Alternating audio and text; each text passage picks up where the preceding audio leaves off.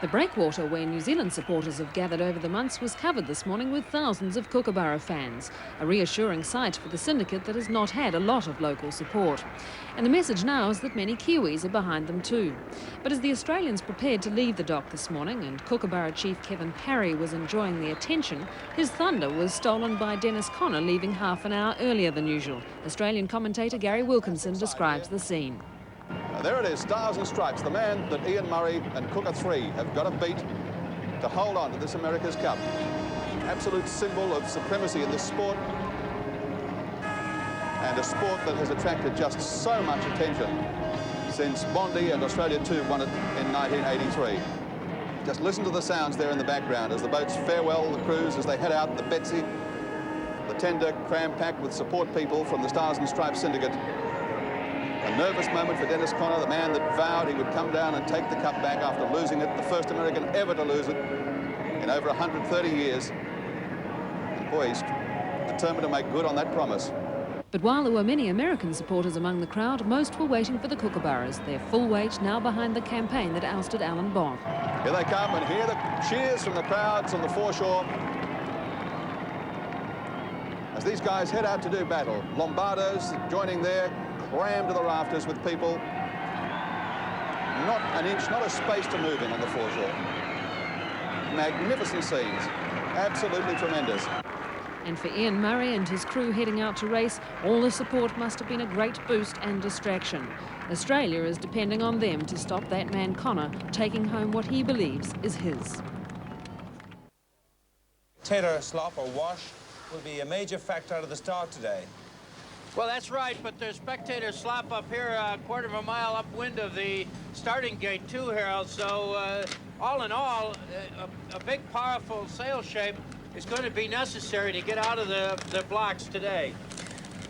Buddy, looking at the aerial view there, seeing how patchy the wind is at the moment, is that a little bit tough to see? But from where you are, can you see big holes in the wind where there's puffs of maybe 10 or 12 knots, and then places where the wind might be down to 6 or 8 knots? Well, Chris, we're in a hole right now, and we look up towards the square rigger to the southwest, and we see a little more color in the water.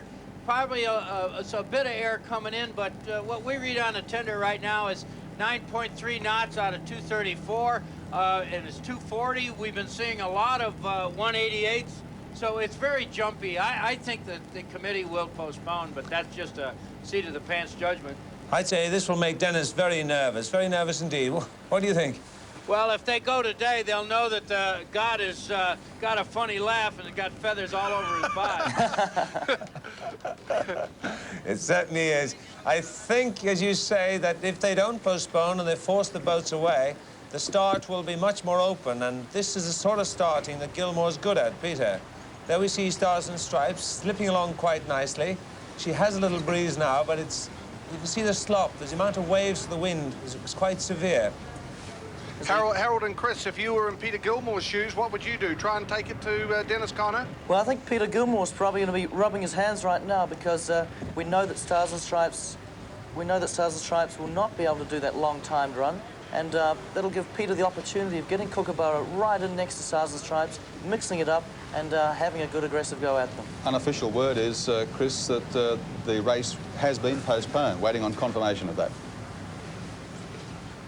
Let's get down to Buddy Melgers.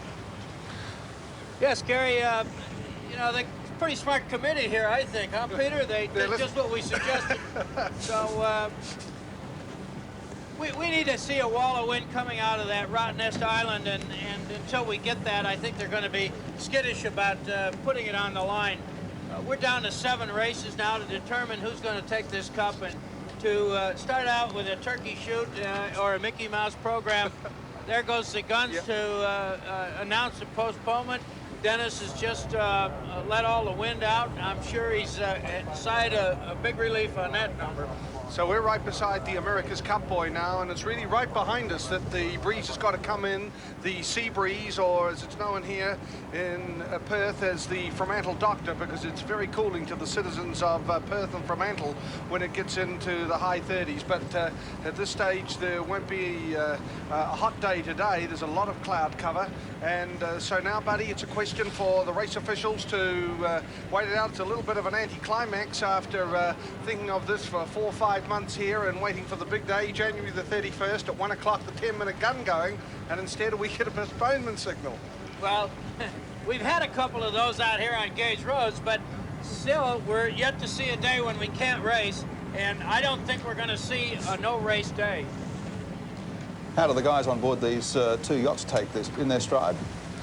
I think they'll take it in their stride, but they'll be getting very wound up about it now. As we've seen, they've been aiming at this for 3 or 4 years now, all the time and effort gone into 1 o'clock on the 31st, and that red and white flag fluttering away, Peter Gilmore there knowing that at any moment they can take it down, and then he's got about 5 to 10 minutes to be racing, so it'd be nice for him to be able to wind down, but he's got to stay alert, he's got to be ready to get into race at just a few minutes' notice. Sevens Race Cam takes you on board Kookaburra 3 with Peter Gilmore at the helm, looking impassive, untroubled, unworried, but I bet there are a million thoughts racing through his head right now, as Chris Dixon suggested. The race postponed as they wait for the breeze to pick up from the southwest, swing round truly to the southwest, and pick up. We go back now to Peter Montgomery out on the task force tender.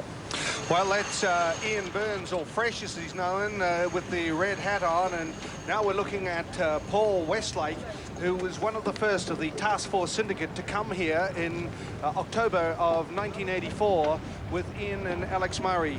Paul Westlake has sailed on Bondi Tram with Ian Murray. He sailed on the Etchells with Ian Murray. Getting right in the shot now is Greg Cavill, whose grandfather founded Surfers Paradise, Cavill Avenue in Surfers Paradise. And Greg works in the pit, or the mast man, as some people know it. And he really is a character. So, Breakfast Creek Hotel, his parents own in Queensland, the biggest hotel in Queensland, and they've hired a prawn trawler here today with big signs of Breakfast Creek Hotel. There's skipper Ian Murray, who will be at the main sheet for the starting sequence, and soon after, as they can possibly do it, Ian then will go back to the helm. A lot of people have been surprised that he was able to give up the helm during the starting sequence, but it really shows the measure of the man, Ian Murray himself, that he feels that Peter Gilmore may have been better off starting. And just behind Ian Murray is Derek Clark, the tactician for Kookaburra. He was tactician and navigator aboard Victory 83 in the last America's Cup for Britain, but he was able to come down to Australia and is now able to sail for Australia in Kookaburra. There's Ian Burns, there's Fresh, there's Peter Gilmore, who's such a talented sailor, 26 years of age, from Western Australia, who won the World Etchell Championship with Paul Westlake and Ian Murray 2 years ago, the national soling champion. And he's on the helm, and as Chris Dixon and Harold Cutmore and Bunny Melkers have all commented, this could really suit Peter Gilmore. He's got the reputation of being a very hard driving skipper, almost what Dennis Conner did back in 1974. So Greg Cavalier right in the picture. He's the mast man, and or the pit man, and he'll be ready to he's a great humor, great sense of humor, and works very, very hard indeed for the Kookaburra Syndicate. Peter, Hello, Harold. Yes, I think these boats are an interesting point to raise is the difference between Kookaburra and Stars and Stripes. I think Kookaburra is a quicker turning boat, so Stars and Stripes has to be careful pre-start not to engage in a duel that causes her to twist and turn, because she'll lose advantage within a minute or two. So a day like today, where she cannot risk a timed run to the line because the conditions are a bit light, she has to maneuver. She may be forced into a slow approach to the line, and then it'll be a judgment on acceleration. So this is an advantage to Kookaburra, an advantage to Peter Gilmore. What do you think, Betty? Well, I agree with that, Harold. The quick start and stop is in the favor of Kookaburra today, and Dennis is going to have to keep that sled of his really sliding through the water, or he's going to be in deep trouble with the chop, trying to regenerate the top speed in what I consider here a really difficult sea condition and not too much air to go for at the start. At this stage, we welcome viewers to our telecast through Television New Zealand with the news that we do have a postponement waiting for the southwest sea breeze to pick up And of course also inform you that Chris Dixon, skipper of KZ7, is with our commentary team. Your views, Chris, for our New Zealand viewers? Well, we're going to have an interesting day out here, that's for sure, with two boats that are very evenly matched in 15 to 18 knots of wind. That's about the wind strength we're expecting today. Shot down a Kookaburra here now with the guys quite relaxed, but thinking about the race that's going to be getting underway any time. The postponement's still flying, but they've got to be ready. So we're looking for a very interesting race. At present, they have medium mainsails up and the light Genoas. The indications are below the sort of breeze Stars and Stripes has performed in previously well, but also Kookaburra is orientated more up the breeze. So really, it's quite open. None of us really have a feel for how these boats will perform one against the other. Interesting there, Harold, the chase boat coming alongside again, coming in next to Kookaburra. They've had sails going on and off all the time. As they get the weather updates, they're making more and more sail decisions. They'll only want to carry a maximum of probably 6 Genoas on board. And when they've got an inventory of 15 or 20 out there, it's very important to make the right decisions. Is that a Genoa coming on now? Or just a message, we'll see as they get closer. They certainly have a few sails on the chase boat. Interestingly, shot of Stars and Stripes a little earlier. She had a couple of sails right on the back of the boat, and obviously ready to get them on or off at a moment's notice. Ian Burns has jumped aboard the chase boat, has he? Yeah, and is on the phone.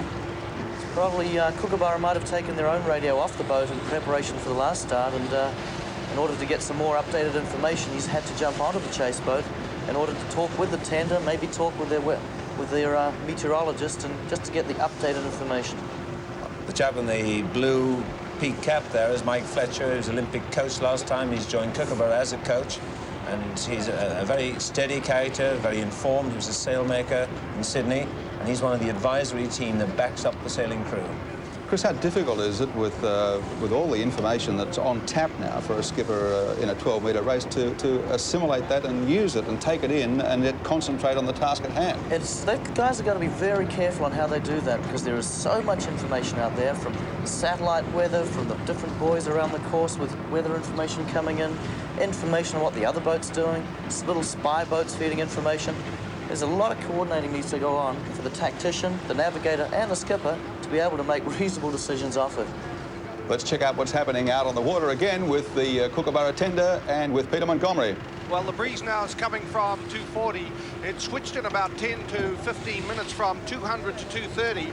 And I think, Buddy, that was an obvious reason why the race committee postponed the start. Well, that's absolutely right.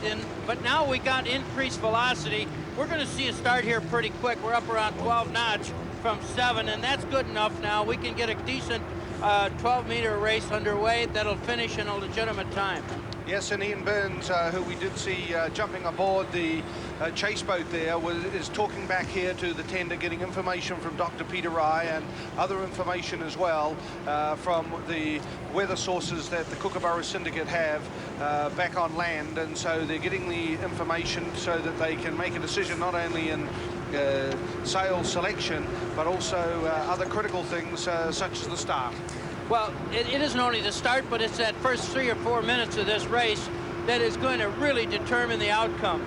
And if there is something that can be inputted from the tender on weather information, maybe a side of the course would be a selection to make with this information. In other words, maybe we'd want to protect the right side and let Dennis go left, or vice versa.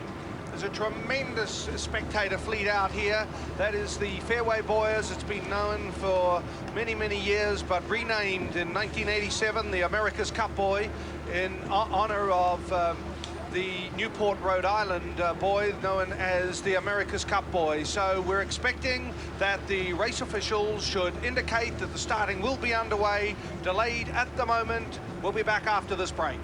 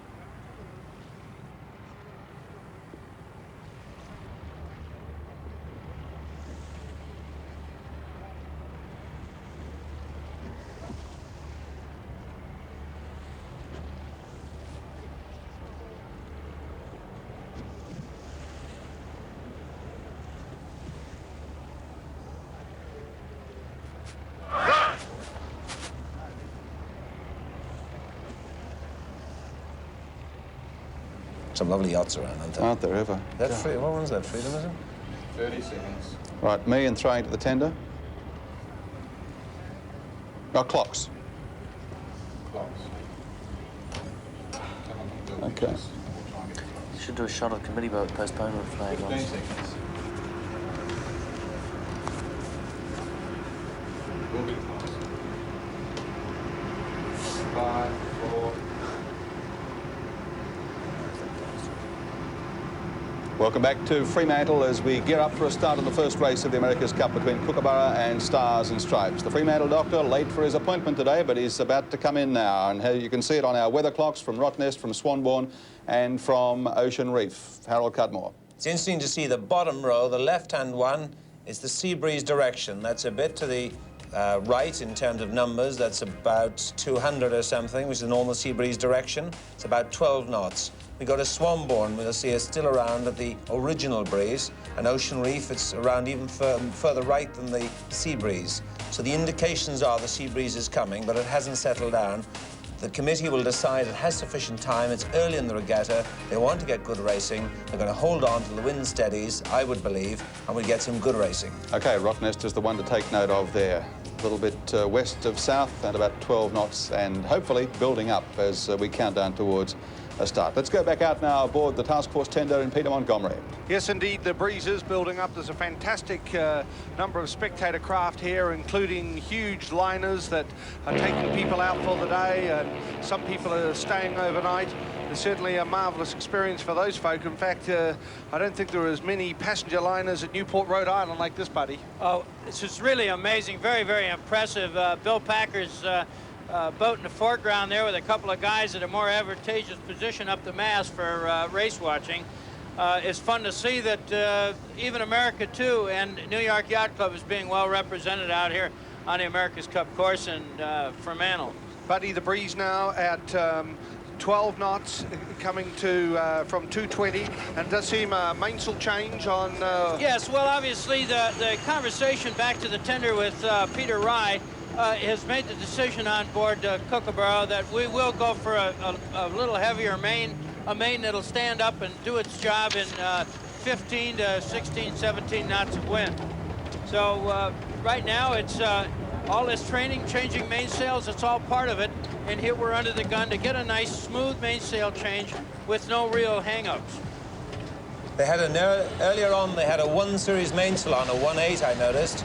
You think they'll go to a 2 series now, buddy? I would say that would have to be their choice, and they're going to maybe even have to dump the 1 series jib and go for a 2. And when we get into the 2 and the upper range of the 2, Stars and Stripes begins to sail on an equal basis with Kookaburra. Chris, what do you reckon the range to a 1 mainsail is now? Well, Code 1 mainsail is optimized around that 10, 12, 14 knots of wind strength, and once the wind gets up to 15 or 16 knots of wind, the slightly heavier and slightly flatter Code 2 mainsail is a little bit quicker. So they've obviously thought about it, and with the race being slightly delayed, they can expect a little more wind later in the day. So they've obviously decided that Code 2 main is the one for the day. Still no indication of the start yet as we go aboard race cam here on Kookaburra. This is Tony Bellingham now with his back to the screen. He is He's winding the mainsail. sewer man. The new mainsail going up there now. The operation of changing a mainsail is generally going to take them about 5 to 8 minutes. A very fast change would be 5, and a bad one would be 8 or 9 minutes. It takes a long time to get those heavy Kevlar sails down into a bag, get the new mainsail on, get it on the boom, and get it up again. And tactically, it's a critical decision. Looks like they might have a little problem there getting the mainsail up, Harold. Bit of a glitch indeed, but it's so light still. They appear to be doing it without worrying about the Genoa, which is just flogging the centre of the boat. See Ian Murray back on the helm there with leaving Peter Gilmore to do that complicated job of hydraulics and adjusting all the control lines for the mainsail. Harold and Chris, you say it's a critical decision. Do you agree with it? I think he'll probably be affected by what's happening on Stars and Stripes and the perception that perhaps Stars and Stripes struggles in the lighter weather.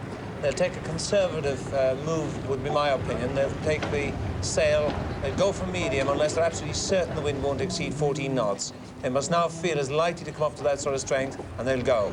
They probably have one of their boats following around the Stars and Stripes, and they're watching which sails they've got on, and that's assisting them in making that decision. It's Anthony Rice, one of the grinders, who won a big grinding contest here a couple of days ago, out grinding all the other big men of the various boats. Seeing this exclusively on Seven's race cam. He is a big, tough man. Is Ian Murray there back at the helm, although he will give the wheel to Peter Gilmore when they get on the countdown for the 10-minute start. 6 times world 18-footer champion. This is here aboard now, the Kookaburra tender. This is Dr. Peter Rye, and he's assessing a lot of information that's coming in of not only the weather, but he's getting input from spots all around the coast, but also assessing, once the race starts, they can assess the boat speed and all sorts of other marvelous information that come back from the boat. Yes, that's right, Peter. He's recording now the telemetry off the boat that's so important to making the right decision for tomorrow's race on sail shape and the likes. In other words, he'll be recording rudder angle, how much rudder is down, how much trim tab is down, exactly how much pressure is on the forestay, the wind speed the wind angles, and all of this is being done on 2.5-second intervals throughout the day. So they'll graph out their entire performance today, analyze it, and then make their corrections for tomorrow's race off of this technical data. Race 1 of the 26th defence of the America's Cup has been delayed. The breeze hasn't settled in securely, although we expect race officials to indicate there'll be the countdown to the start any moment now. We'll be back after this break.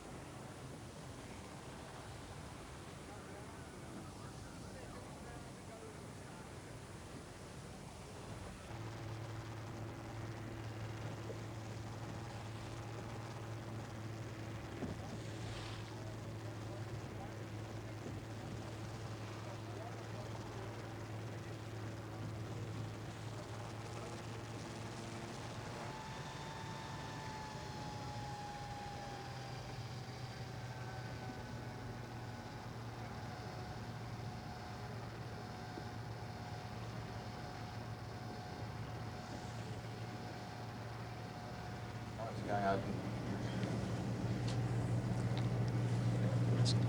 5, 4.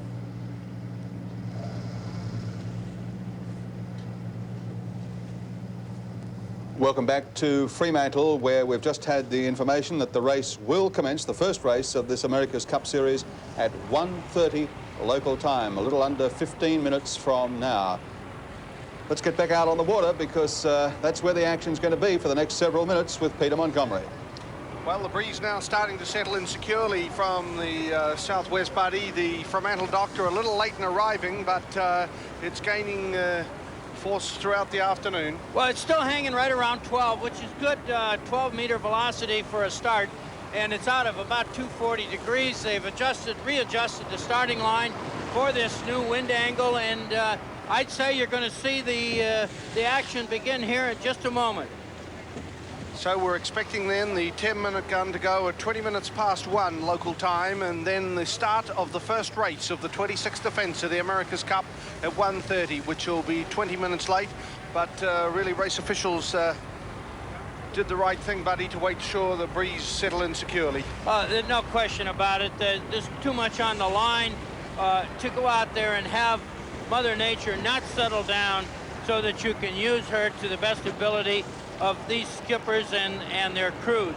The boats, of course, have been designed for gauge roads conditions, and the big thing now is let's not mess it up with over-anxious starting of the race when conditions are not in realistic form for the crews to perform what they've trained so hard these last 2.5 years. Tony Bellingham there, right in the shot. He's being joined by Don McCracken, who is the bowman, and it's Peter Gilmore back there in the green visor. And Anthony Rice just on the right there on the main sheet. He's another big boy from Western Australia. There's Greg Cavill right there. That's Darren Bracewell with the zinc right over his nose. His birthday today, a big boy from Western Australia. And he's on the grinders with Anthony Rice.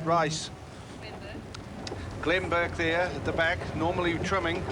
He has a hat on often with a phone number, girl, so we'll try and focus in on that later, so that he was keen to tell me to make sure that he gets the number out as well. In the back there, the green sun visor, that's Peter Gilmore, who's now on the countdown to the start. So there are 4 West Australians aboard. Darren Bracewell right in front of Peter Gilmore. A lot of the crew coming out on both boats lather themselves with zinc to ensure that they really protect themselves from the hot WA sun, although with the overhead cloud, you can't see that today. There's Tony Bellingham and Don McCracken there. The bowmen have come back on the grinders now as they're on the countdown. Normally the 2 grinders, this is the normal procedure on any of the 12 meters, where you have the 2 grinders. Today it's Tony Rice and Darren Bracewell, but they have either Tony Bellingham and Don McCracken coming back, or maybe Greg Cavill also may take his role as well. So it's KA-15 then, Kookaburra 3 for Australia against US 55, Stars and Stripes for the United States. So we're coming down now to the 10-minute gun any moment. Stars and Stripes changing their headsail. Not doing a very tidy job of it, Peter, are they? No, it doesn't seem to be, Harold. There goes the gun, and their headsail's in the water. This is not a particularly settled way to start an America's Cup. That cannot be good for the crew or for Dennis Conner himself, however experienced he is. It cuts their tactics down a little bit there too, Harold. They've only got one option now, doing that last-minute change. They have to go away from the line until they get their Genoa up. So they've got 10 minutes to the actual start, 9.5, and it's going to take them probably half of that to get a Genoa up. Yes, they don't seem to have on deck a Genoa prepared to go. That seems to be a rather weak way to go into this series at this stage. Well, it's 14 knots now from 227 at the moment. So the breeze slowly increasing, Buddy. Yes, and it's getting up there now where Dennis can use that Spectator fleet for this shift change. He's going over there, play hide and go seek with Kookaburra, but it looks to me like Kookaburra's got all her sails trimmed to perfection, and she's really hot-footing it over to get on Dennis's transom and engage. So with Stars and Stripes from the starboard end of the line, Dennis Conner winning the toss yesterday with Ian Murray, and he selected the committee boat end, or the starboard end of the line. It was Kookaburra 3 starting from the port end of the line, and we can see that Peter Gilmore determined already. He's moving across after Stars and Stripes. Chris Dixon, this is a scene. Yes, certainly. There's the Spectator fleet, and this is going to cause an enormous wash for these boats, which will affect their starting procedure. We're 8:26 to go, and you can see the curve of yachts maintained by the harbours and the police boat that's patrolling in front of them, as Dennis Conner struggles to get his Genoa up and return to the starting line. Dennis will be heading straight for those Spectator boats, I think, Harold. He'll be looking for a little bit of cover from Kookaburra, somewhere to hide while he gets that sail sorted out. But he'll be turning around to come back for the line probably with about 5, 6, 7 minutes to go. So we should see Stars and Stripes starting to turn that corner soon. Peter Gilmore chasing him, but he's got to, once he catches him, he's still got to figure out what to do. 7 minutes, 50 seconds now to the start of the first race. Stars and Stripes and Kookaburra back aboard Kookaburra with Sevens race cam. Very relaxed looking team there.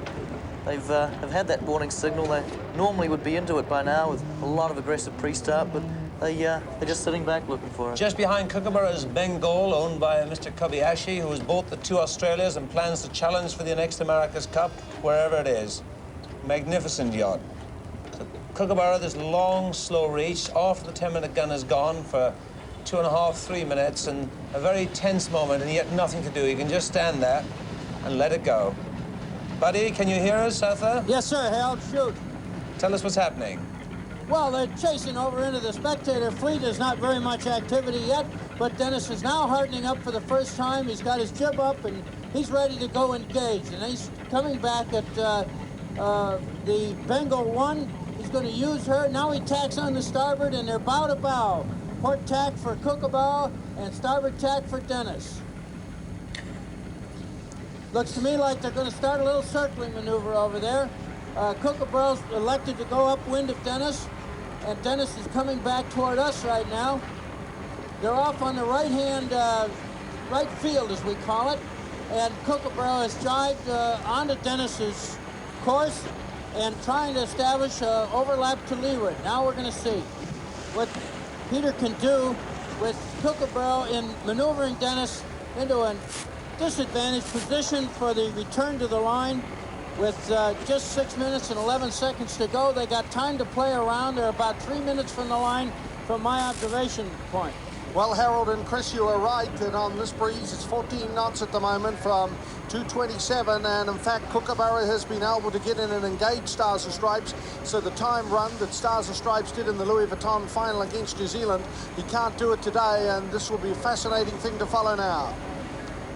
But Dennis is still avoiding the circling, as you notice, because his boat with a different type of keel does not turn as well as Kookaburra. So one thing above all he wants to avoid is this continuous circling.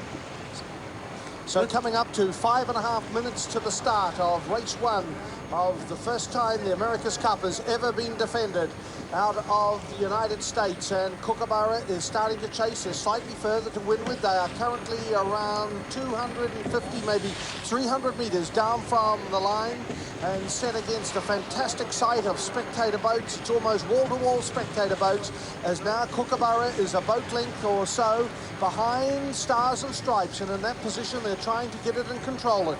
And Dennis is going head to wind right now, luffing his jib. He wants to get that inside attachment from Kookaburra so that he can stop her, put her back onto a port tack, and then chase her back into the Spectator fleet. Kookaburra is coming on all the time and keeping her sails full while Dennis is luffing his jib.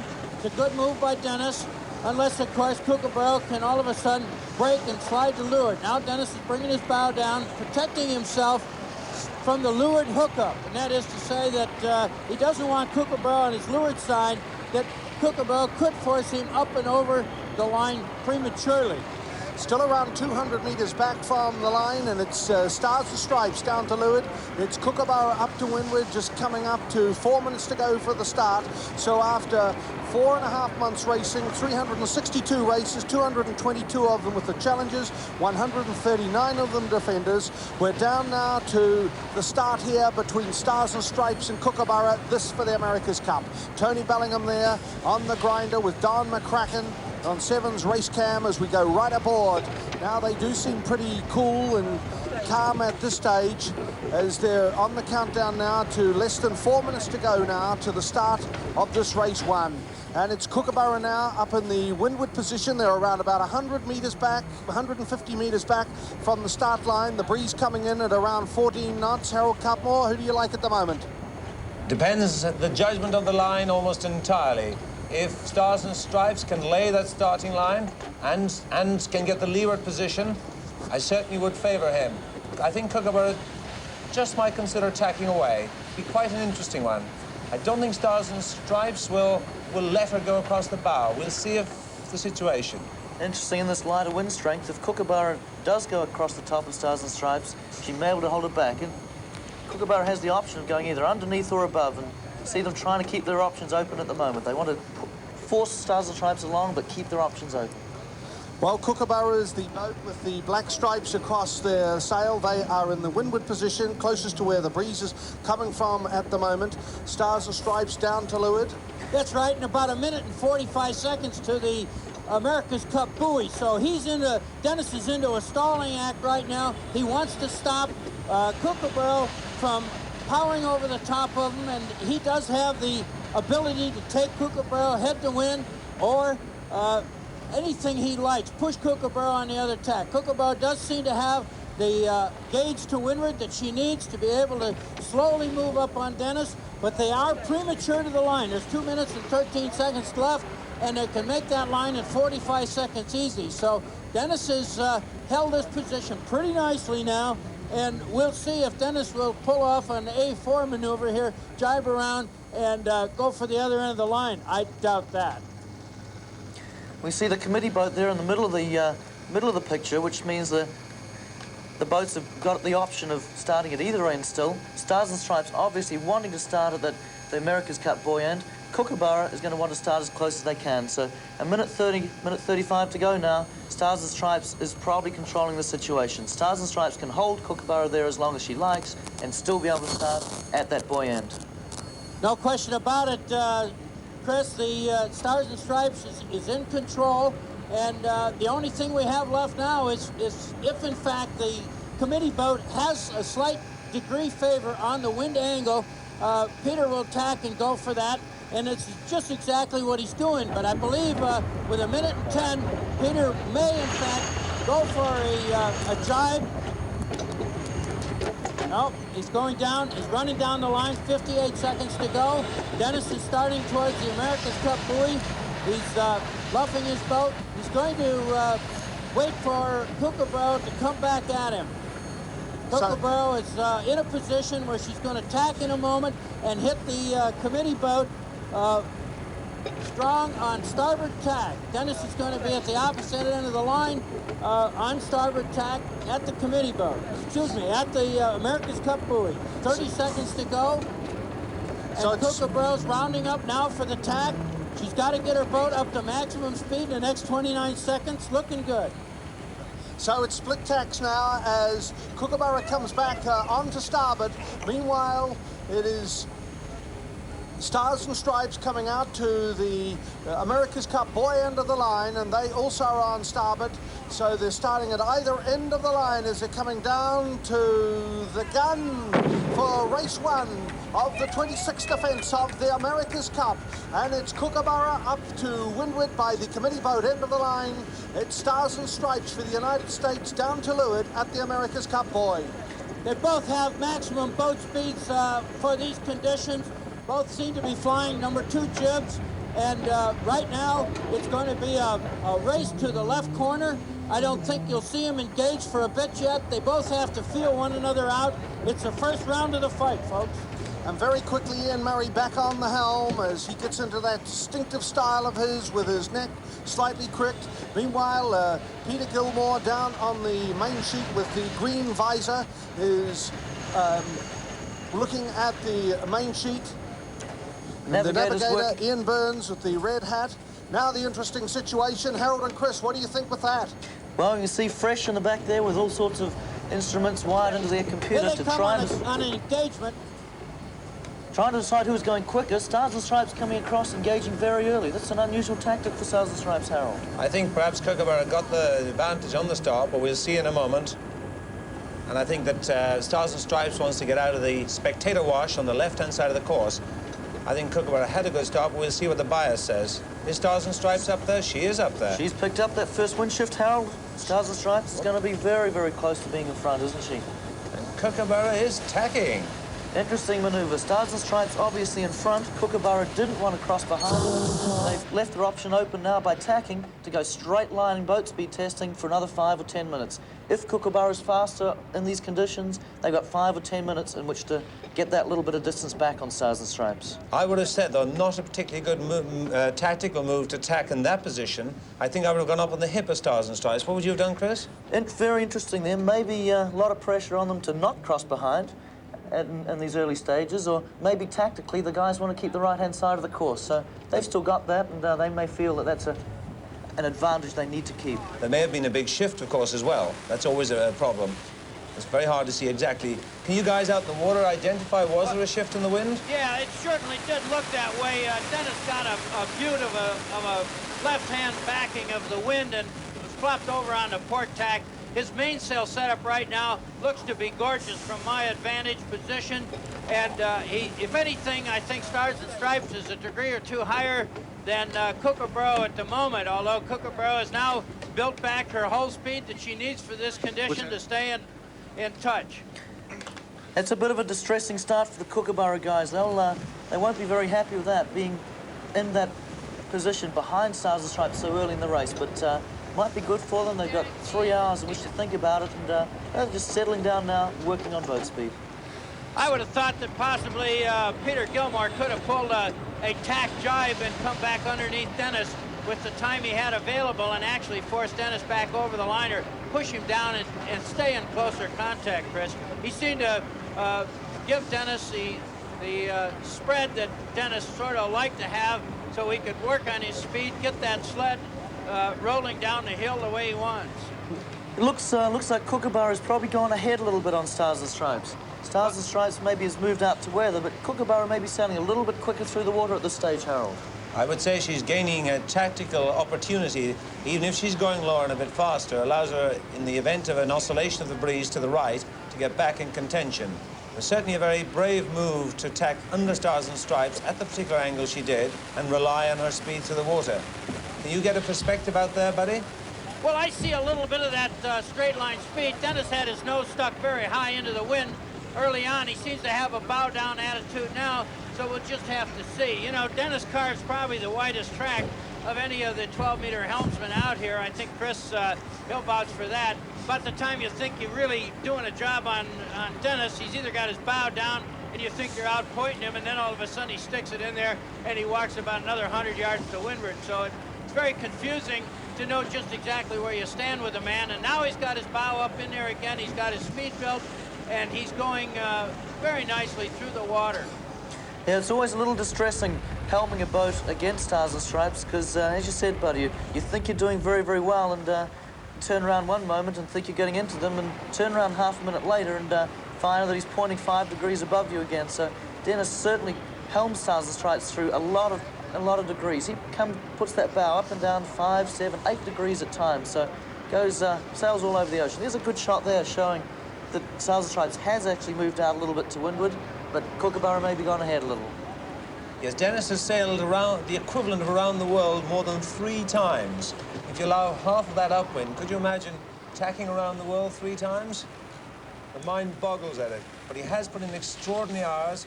He would address each wave as though it were a friend. He would recognize it, know what to do with the boat, and that's what makes him such a formidable helmsman.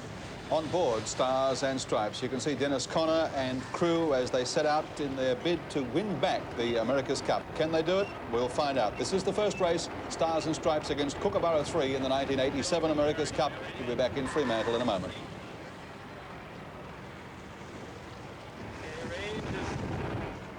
Cut down 170 again, so it's 5 yards left.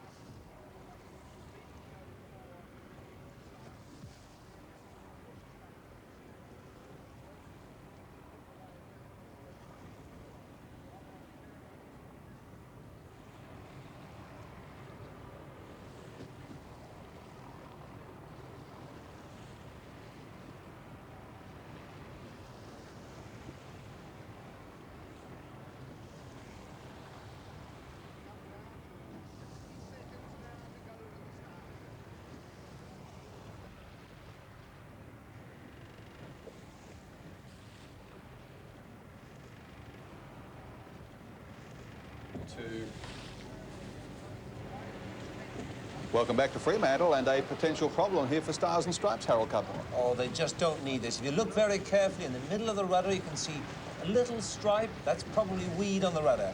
Now, that tiny piece of weed, you'd say, in a boat weighing perhaps 25 tons, it wouldn't matter. But that has probably caused a vibration on the rudder. Dennis has said to his navigator, I think it's Peter Eisler, have a look over the side. He's seen it. He's got this special cutting device, and he's leaning over the side trying to get rid of it. But that is just what a boat does not need, and this is the time of year where you get this kelp and weed out there on the course. They especially don't need it when they seem to be establishing a fairly dominant position here, Chris, very early in the race. Very early in the race to have a controlling position like that. We can see on the, you know, from the earlier pictures that they do have a long port tack on this race. Shot in here now, the guys just gently trimming away, tweaking the boat. Everyone down very, very low so that Dennis can just concentrate on sailing the boat. Dennis having a bit of a sneak look there at Kookaburra, which he probably shouldn't do, but every helmsman takes those looks and, you know, should be concentrating 100% of the time. But there's Peter Eisler again trying to get that weed off. The foils, the rudder and the keel are working as an aeroplane wing, if you like. They're giving lift to the boat, and even though it's just a tiny bit of weed, it can stall the rudder, can create a lot of drag. And maybe Harold dropped the boat speed from 8.1 knots to even 8.05 knots. They could even drop a tenth off at times. Back on the rudder is not as bad as the keel, but it's a feeling of a disadvantage. That's the problem. And this is the thing. I mean, those boys are quite concerned, and have somebody running around the boat with a 8-foot pole shoved over the side. It needs great concentration to keep your boat to speed. Now, if anybody will do it, it's Dennis, because he's such a practiced operator. But to go around the track knowing you have this slight disadvantage all the time, that's a bad feeling. Did you catch any weed in your last round, Robin? There's, in the summer, there is a lot of weed out there, and it's the amount of time and effort that all of the guys spend on putting expensive finishes on the boat or plastic coatings to reduce drag. Weed is just something you can't afford. But back on the racetrack there now, Stars and Stripes is sitting very comfortably, and Kookaburra's thoughts at the moment are going to be looking towards that straight line speed and then looking towards the top mark to thinking about the tactics they can use on the downwind leg, because that may be the best opportunity of getting back into this race, Harold. I suspect, though, when they get to a situation where the windward mark is directly upwind, it seems to be slightly offset, they're probably initiating an attacking duel to see, will Dennis stay with them, to see can they gain by going a different direction. Sevens Race Camp takes us on board Kookaburra. Ian Murray casts a look across at Stars and Stripes, so they know their position and they know it well. Stars and Stripes is ahead. Interesting, the comparison between the two boats there, showing the earliest from Stars and Stripes, very quiet, very calm, everyone down low. Kookaburra, a lot of heads looking around, a lot of movement, a lot of anxiety there, a lot of pressure. Because the beginning of the America's Cup, the boats generally and historically have not sailed one against the other, Stars and Stripes against Kookaburra. In fact, the skippers hadn't even met till last week. So just as you go off from the starting line, there's that question. What's the other boat doing? And the answer is always higher and faster. And then the second question is, us or him? Well, at the moment, it's Dennis Conner doing what he does best, and that's freight training it up the first leg of this America's Cup race as we go back out on the water now to Buddy Melgers. Well, it's a big wind shift down that right after the start, a minute and a half after the start, and Dennis was on the proper side to take full advantage of it. The wind is back pretty near 20 degrees, and that's just what you see here in the difference on the race course. The only way that Kookaburra can get back into the hunt by the windward mark is have that wind go back to 220, 225, so he's got something sweet to come across on. And unless that really does happen, he's out there 3 to 4 boat lengths back. That's 21 to 28 seconds. The heading at the start, Buddy, was 225, and in fact it has moved round to 203 according to the information of telemetry coming off Kookaburra back here to the Kookaburra tender. The wind strength now at 11 to 12 knots. So clearly with Stars and Stripes being in the windward position or on the left-hand side of the course with the breeze swinging around 22 degrees, it's really put Stars and Stripes in the box seat. Well, there's no question, Peter, and it's the only thing that I would have liked to have seen is had Ian come over and get in a little closer contact when that first meeting really came about. And in fact, they had a perfect opportunity to either let Dennis continue on his port tack or get to the windward side of him and even get into the sweeter stuff of this port wine. So over a third of the way up this first beat as they close to the halfway mark, and it's Stars and Stripes leading Kookaburra 3 by 20 to maybe 30 seconds up this beat. We'll be back after this break.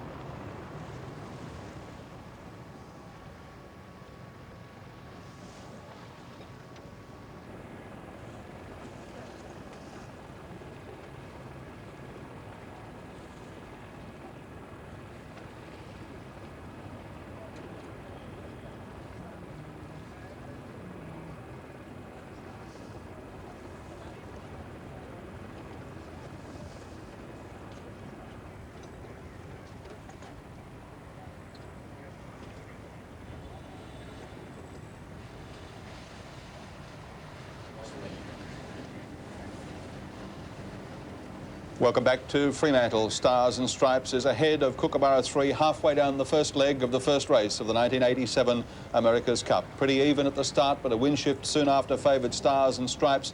And Dennis Connor doesn't need any second invitations, Chris Dixon, to take advantage. No, give Dennis Connor an inch and he'll take it, and then he'll ask for the next inch. And they keep going ahead. The bowman of Stars and Stripes up there now, moving the spinnaker gear around. No, he's not. You can see the rope over the side. One rope over each side to try and get weed off the keel. The big strap of webbing as well. What they do is they throw it over the bow, the keel slopes forwards, weed gets caught on the keel and throws the rope over and then pulls it out the other side. And hopefully that'll remove the weed from the keel as well as the rudder. Does Kookaburra have weed on? Would that be a problem, do you think? I mean, if Stars and Stripes had weed on the keel, we've seen it on the rudder. Perhaps Kookaburra's collected it. They ought to be checking. I wonder, are they? They have somebody up in the bow of Kookaburra. He's just come back. Perhaps he was checking. I think perhaps we go over to Sports Tack and see the position of the boats against the course. The top right-hand corner of the starting line, the bottom left-hand corner of the first mark. After the tack, just after the start, they, on a long board on port tack, you can see them heading out. Stars and Stripes in red and Kookaburra yellow. And Kookaburra is elected to keep going. She'll go till she's directly downwind, I suspect, of the mark on the left, and then she'll probably engage the tacking duel. The other option is just to keep going, follow Stars and Stripes around the first mark and fight her downwind. But that gives you a position relative to the marks where she is, about 2/3 of the way up the first course, the first leg. Sports Tack, one of the innovations that helps us keep track of what's happening, and as you can see, they're getting out wide off the straight line between the two marks at the moment, but Dennis Connor dictating the terms of this first leg of the race over Kookaburra 3. Kookaburra's got a medium mainsail up, as we can see. That's probably a good call. She would be in range. I think, Chris, that wouldn't be a disadvantage. What do you think? Not at all. The mainsail looks like the right main, and they haven't obviously made any moves about the heads. Also very happy with the sails. It's just a little unfortunate that early wind shift has put them in a position where they haven't got any control over the race. And but we should see some action very soon over the next few minutes. They're running out of ley line, and see actually Kookaburra going, Stars and Stripes going at the same time. So they heard you, Chris. They followed your instructions exactly. There they went. You've also given your idea of what the tactics would be. Let's have that. Stars and Stripes, immediate cover on Kookaburra at that stage. Kookaburra is going to be in dirty air for a little while, and as soon as she's up to speed, she's probably going to be forced to tack away again. I don't think Stars and Stripes will be interested in getting into any tight covers at this stage. Stars and Stripes will probably tend to just keep working across towards the top mark and pick their moment to go back to Kookaburra very carefully. So Kookaburra attacking away now, and I suspect that Stars and Stripes will probably leave them alone and let them go out that way for a few minutes. Let's get the perspective down on the water with Buddy Melgers. Well, it's exactly as Chris said. Kookaburra had to engage. He went over on the starboard. He built his speed back and is now back on port tack. Dennis is motoring up on starboard, and he looks like he's got everything under perfect control right now. Building out a pretty near an awesome lead on this first weather leg of the first race of the 87 America's Cup, defense by Kookaburra. Kookaburra's going to have to really get it together on this flat run to get back in the hunt. Buddy, what's your reaction in the straight line speed? Much has been made of Kookaburra perhaps being a little quicker under 20 knots, or certainly under 16 knots that we've got here against Stars and Stripes. I don't think we've seen that at all. In fact, I think I'd give a speed advantage to Dennis, although he was on the inside of the big wind shift to the left and was probably in a bit more velocity, which could make up that difference in boat speed that's taken place out here. So now they're closing up to 2/3 of the way up this beat to windward. This is the leg number 1 of the first race, and Kookaburra is 4 to 5 boat lengths behind. That would translate out as closer to 30 seconds than 20 seconds behind Stars and Stripes, after Stars and Stripes managed to hook into a big left-hander with the breeze switched from 225 degrees back to 203. But I guess Chris Dixon, the good sailors, get the good luck. Well, should be good luck, Peter, but when wind shifts come through like that, the amount of weather information that both boats have, with boats on the course, the boys on the course, I'm a little surprised that the Kookaburra team didn't pick that one up. So obviously they got caught by it, and maybe that's why Stars and Stripes was fighting so hard to keep it. Back in the cockpit of Kookaburra now, a lot of deep thinking going on about what options they've got, and a rather worried looking Ian Murray, concentrating on the driving, but putting a lot of thought into what options they have. Well, not a lot of options at this stage. You can see that Stars and Stripes is powering along towards the first mark, still about 10 minutes away. We'll take this opportunity to take a break and be back for the mark rounding.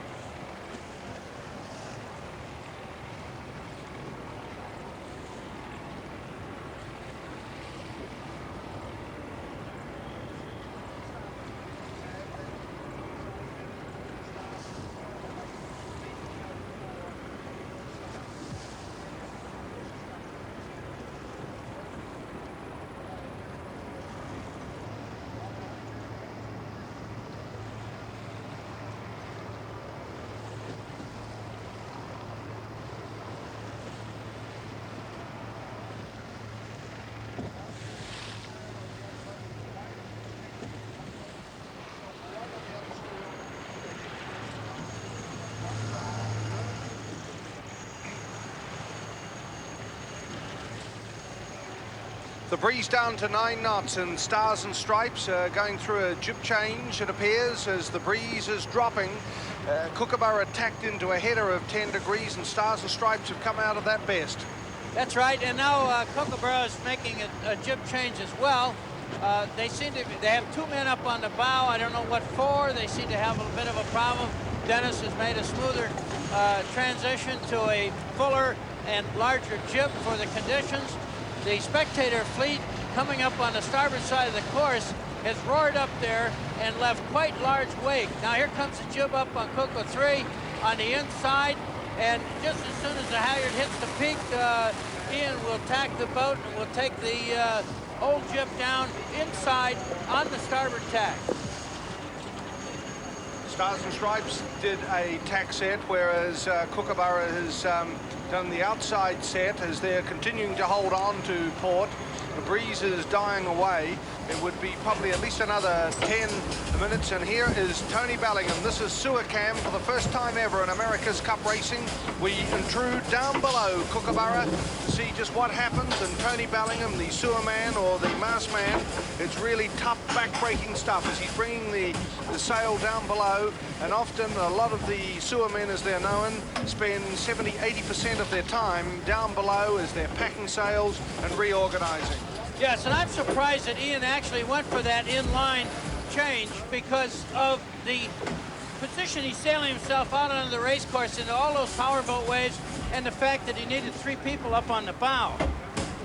So Tony Bellingham now getting back up on the deck and going up there to help Don McCracken on the bow. So Peter. Yes, Harold. Getting very far out to the right of the course. Kookaburra is getting very vulnerable to getting back to the mark, is she not? Well, that's true, and it's interesting that Buddy and I were just chatting about that before, and the reasons of why Stars and Stripes may not follow them out, and that possibly may be because Dennis Conner preferred to stay out of the wash. Certainly the wash from this aerial picture looks quite severe out where Kookaburra is. Boy, I'd say it's terrible, and the other thing is, too, is that the wind is probably back another 5 or 7 degrees. So Ian has taken Dennis over into that slop. I don't think it's going to pay. I think he ought to come out of there and get his boat up to speed and leave himself a couple of moves left for the approach to the windward mark. Buddy, let's go have a look at sports tack and we'll position the boats. Again, the top right-hand corner of the starting line, the bottom left-hand corner of the first mark. The red is Stars and Stripes, yellow Kookaburra. And they're way out to the right-hand side of the course. They're attacking through more than 90 degrees, perhaps about 100, 105 degrees. So that's why, even though they're up almost cross-wind from the windward mark, they won't quite tack yet. And Stars and Stripes, between the mark and Kookaburra, Kookaburra really has no reply. She's now got to rely on getting to the mark and fighting downwind. The wind's down to 9 knots.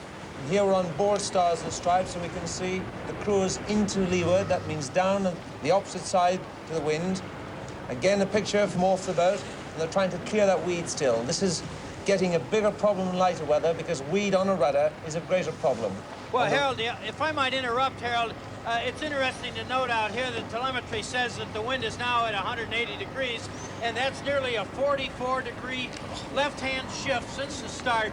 Dennis has been always on the inside of this wheel, and I'll tell you, it's a wheel of fortune that's going in Dennis's favor, and certainly against Kuka 3. Kuka 3 has come out now on a very bad angle, back to the windward mark. If there's any clock to the right, Dennis is sitting up on Kookaburra's face where he'll take advantage one more time. Right at the start, both Chris and Harold, Buddy, and also yourself said that it looked like Dennis Conner was determined to get the America's Cup boy end of the line, and maybe his information coming down from his boat that he had up on the mark indicated that he should go for the left-hand side of the course. It's really paying off, isn't it? Well, it's paying off, but if he got any information in those last 10 minutes, then there ought to be a red flag flying on Kookaburra 3. I wasn't inferring that. I thought before the 10-minute gun, Buddy. Okay, Peter, I'll let you off the hook this time, but watch it in the future. That's a devastating blow to a young crew like in Kookaburra to get a 40-degree shift against you in the first beat of the America's Cup. Just think of the pressure, the bad feeling, the drama of all this. That's the fear of any crew, I think, Harold, that the biggest fear is not being able to do the job they want to do. To be able to let the boat do the work for them, to let the boat and the crew work do the talking, and they haven't even been able to start yacht racing. So they'll be a little bit frustrated at that. A little more wind coming in now out of that southwesterly degrees. Dennis has got more pressure and seems to be pointing a bit higher right now than Kuka 3. And about another 30 seconds and Kuka 3 will be in that same wind. But she's probably a minute and 15 seconds behind in the velocity we're sailing in. Gentlemen, there's a lot of racing to get done, and in this kind of wind that we're out here in today, anything can happen. About the time you think it's in your hip pocket, that's when things are going to switch around and blow your drawers off. And still you have Peter Eisler fighting to get that weed off the rudder. That's a very bad feeling in these conditions. The thought that there might be a slowing factor which is within your control, but you can't quite get to it. Chris, what do you think? Well, another interesting thing out here today, Harold, it's a little bit tough to pick up on the screen, but looking outside a little while ago, today is a very overcast day. It's almost like a kind of a midwinter day with no sun visible. If you look for the sun, you can't even find it. So, very mixed up day, and I think that with the wind shift that we saw, I think we're going to see probably a lot more shifts like that. A lot of confusion, and basically anyone's game right throughout the day. I think these downwind legs are going to be very interesting, because we should see Kookaburra with a bit of an advantage, and with such a crazy day going on, anybody's game for the next few hours. Absolutely anything could happen, and as you say, the weather here is most unusual, but how many times have we heard that in a regatta? You go to a place and they say, well, of course, it's never like this around here normally. And here we have, in Perth, we've had this incredibly good summer, beautiful weather, and the one crucial day, the America's Cup, first race, clouded over, light weather, fluky winds, 40-degree shift, Kookaburra on the wrong side of it. Australia, what's happened to you? Harold, could I just add, not 40-degree, 55. It is now 165 on the yacht. This is almost like being back in the days of Newport America's Cup racing, Peter. I'm sure that Stars and Stripes crew is probably feeling that way at the moment. Big shifts, light air, very sloppy. That's what they've been used to in past America's Cups. They're currently around 400 to 500 metres down from the top mark to complete round the first mark. The red hat on the left back of the trimmer, that's Adam Ostenfeld, one of the two trimmers. And he's been in the B team with Dennis Connor for the 1980-83, and finally he made it with a lot of hard work. And the other trimmer on the right-hand side of the boat, or the port trimmer, that's Bill Trinkle. Back aft in the main sheet man is John Wright. You can see Jim Cavalli and Henry Childers, the big grinders there, big tough men. And they haven't been put through much of a test so far in what has been a pretty light first beat to windward, as now it is Stars and Stripes going across onto port, and they are currently around 200 metres down from the top mark, so it'll be a couple of minutes or so. The breeze around 9 knots, and Kookaburra is still holding on to starboard. Peter, we're going to look at sports tack now, and we can see from that we have Stars and Stripes on the left-hand side of your screen, Kookaburra a long way behind. Stars and Stripes now tacked towards the windward mark. She should be laying that, and we can see the sports tack. On the bottom left-hand side of your screen is the windward mark. Now follow one of the lines, take the red line, see the straight line from the top right-hand side of the screen, and look at the direction of it later on, how it's moved to the left and it's curved. So the last time that they were on port tack, that's going from right to left of your screen, there was a big shift, and we've talked about that, and that's where Stars and Stripes got such an enormous advantage. On board Kookaburra, they will be very upset, and this will test the mettle of any crew to see how they react from it. They also know there's a long way to go. They can get back in this race, but because of the shift, there will be less tactical opportunity in the next leg because of the bias. Chris? Yes, I know the Kookaburra team was very much looking forward to having those downwind legs and being able to take a little bit of the wind away from Stars and Stripes, and maybe if they were in front, increase the lead, or if they're behind, they felt very confident of getting into Stars and Stripes. But with the big wind shift that we've had, they'll have a spinnaker pole virtually on the forestay going down this next leg, and basically I think Kookaburra has been robbed of that, the tactical advantage they could have had at a downwind leg. and it's going to be the bottom mark before they really get a chance to start a yacht race again. Coming up on the mark, we'll go back out on the water with Peter Montgomery and Buddy Melgers. Actually, Chris, I know that the Kookaburra people talking to Ian Murray, they're just a little worried perhaps about their reaching ability rather than square running. So this big shift of 55 degrees could really go against Kookaburra, not particularly Australia's day in this race 1 of the America's Cup. So here's Stars and Stripes now coming up to the first mark. Remember, there are 8 legs in this America's Cup course. Stars and Stripes has nearly completed the 3¼ nautical mile beat to windward, and there are 4 beats to windward. There are meant to be 2 square runs, as Chris has pointed out, with the pole right on the stay. It'll become a reach rather than, in fact, a square run, but the theory of this test is that the breeze should be coming right aft across the stern of Stars and Stripes, with the spinnaker set square right out in front. And now there's action on board. Stars and Stripes as the 2 big grinders, Jim Cavalli and Henry Childers, are really pumping hard. And now they're getting ready to hoist the pole as they're ready to round the mark. And Stars and Stripes coming up to round the mark first. And what a comfortable advantage Dennis Connor and Tom Whitten must feel they have over Kookaburra.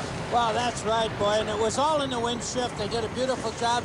Right now, Kookaburra 3 is, for the first time, has had clear air in this last hour of sailing to the first race of the 1987 America's Cup. Dennis' spinnaker goes up in nice order. Down comes the jib, and they're on their way. And as Chris Dixon told you, it's going to be very difficult to have any great change in boat positioning on this leg. And if in fact it does happen, it'll happen because of another severe shift. So time ticking away now against Kookaburra. They're really starting to hurt. This is really a thumping on the first beat, where we're looking close to a minute or more behind Stars and Stripes. And as it, with the spinnaker pole right on the stay and reaching away with Stars and Stripes, it's going to become a procession now as we're coming up to 1 minute. And Kookaburra still coming up to the mark. The thoughts there of Greg Cavill, the pitman or the mastman, the grinders working hard in the background aboard Kookaburra.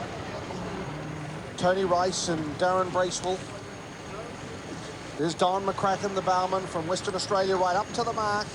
And the clock stops at 1 minute and 15 seconds behind on this first beat to windward.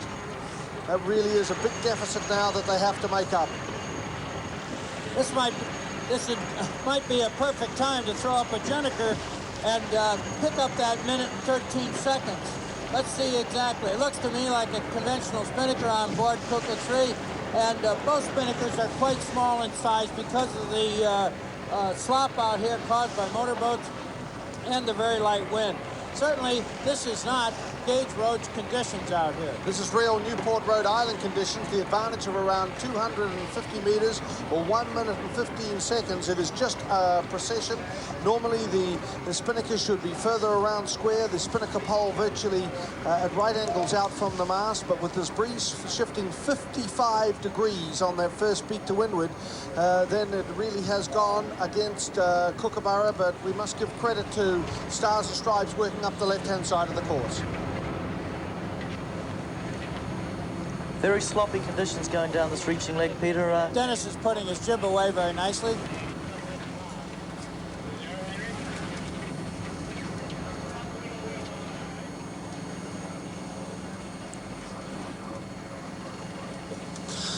So at this stage, Stars and Stripes has a comfortable lead after it was given to be an even start, with Stars and Stripes going out to the port end or the America's Cup boy end of the start. Meanwhile, it was Kookaburra going to the committee's end of the line. It looked okay then, but with the breeze oscillating around 20, 30, 40 degrees, finally 55 degrees, it was Stars and Stripes on the inside of that shift that moved around the first mark to a whopping 1 minute and 15 seconds. So now they're on leg number 2, which should be a square run with the spinnakers out in front of them. It's not, it's a reach, it's a procession, and the Americans look very comfortable indeed. And at this stage, we farewell viewers across Television New Zealand.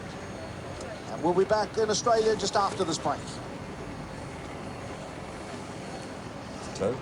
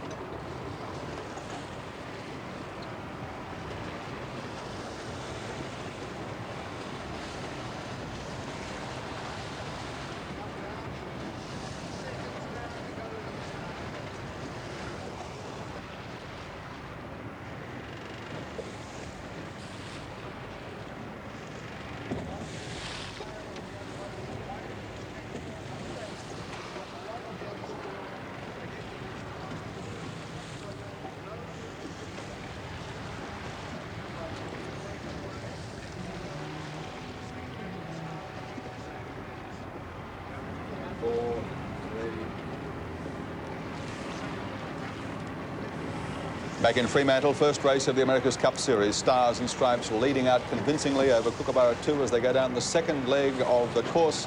And what a far cry this is from the way the race started. A very even start between the two yachts, but going around the first mark after a quite dramatic wind shift through the first leg. Stars and Stripes leading out by a minute 15. Let's recap on the start with our race analyst, Jeff Merrill. Thanks, Gary. We've got about a minute 30 to the start here, and Dennis Conner on starboard tack is holding up Peter Gilmore on Kookaburra 3. Dennis is in the controlling position, and he's got the whole line to run. Peter Gilmore, with a minute to the start, ducked back down, tried to get back some room so that he could get a start at the committee boat. It still left Dennis with the rest of the line to come down and build speed. He's slowing down here a little bit and then starts bearing down to start by the cup. At 15 seconds to the start, Kookaburra tacked back. Very well timed by Peter Gilmore. He was getting the boat up to speed, and as the gun went off and they started, both boats hit the line with speed, and it was a pretty even start. What we don't realize from the picture, though, is that the wind had shifted about 15 degrees to the left at the start, which gave Dennis Conner a slight edge as they started edging up the first windward leg. You can see Dennis building speed, the transition from Peter Gilmore to Ian Murray at the helm of Kookaburra, and Kookaburra can only hold in here. Here comes Dennis Conner across on port tack, and it's obvious that Kookaburra is going to be behind here. So Ian Murray elected to tack below Stars and Stripes, both boats going on a port tack, and we saw them go off on that long port tack up the first leg. Both boats only doing 8 tacks on the first leg. So around the first mark, recapping, a minute 15 in favour of Stars and Stripes. The spinnaker's up now on the first, what is supposed to be downwind, but has turned into a reach, and maybe Kookaburra will be able to pull back a little ground. Let's get back out on the water now with Buddy Melgers. Well, Kookaburra does look very nice on this reaching leg of a downwind course. The wind has shifted 55 degrees. That's almost unbelievable. In one design racing, that would be grounds to protest the race and have it restarted. And unlike that in the America's Cup, they'll simply change the next mark of the course. And even that is going to cause trouble because the Spectator fleet rolling down the what do I want to say, the south side of the course is creating a lot of turbulence. It's a washing machine out here, first order. So the Kookaburras have changed their spinnaker now. In answer to the breeze, it's still around 9 knots. It's still coming from 180. And I'd say they've gone to a Jenica. Yeah, I think that's a Jenica too. Yeah, the Jenica, it looks like it now. Normally the spinnakers have even side, but the Jenica is asymmetrical, slightly different. That's right. It's very, very full in the one luff, and giving the boat more power on this particular leg of the course. And certainly, I was surprised not to see a Jenica on the initial set. Certainly, with the deficit out on the race course that Kookaburra did have. And Buddy, there goes Stars and Stripes making a change too. Does that look like a Jenica to you? Well, no, that looks more like just a little larger spinnaker. It's a short luff if it is a Jenica, and I don't see a value in that, Harold. Right, so both boats are fetching the leeward mark. By that we mean is they're going to come there on one jibe. Normally going from windward to leeward, you would expect the boats to, in these conditions, jibe and perhaps go something like 30 degrees each side of the course, which allows enormous tactical options for the boat behind. In this particular case, because of the wind shift of 50 degrees, not alone are they fetching the leeward mark on one tack, but they're doing so quite quickly with the spinnaker poles on the headstay and the sails quite pressurized. It will be very difficult for Kookaburra to make a dramatic gain here, but perhaps could nibble away the distance. This, again, is not good fortune for Kookaburra. She's been put in a position where she has very few tactical options. Well, Dennis has put up a conventional spinnaker, but it probably might have been a 3/4 ounce. The boats are really jostling out here, and with the pole as close to the headstay and with the kind of pressure, he probably didn't want a chance blowing out a 1/2 ounce spinnaker and losing 2-3 boat lengths in the course of the change. But Kookaburra looks to be rolling along quite nicely now with her Jenica, and it'll only be a wait-and-see attitude out here by those of us on the race course to see if, in fact, she's gained any ground and maybe she can begin an attacking maneuver this next time up.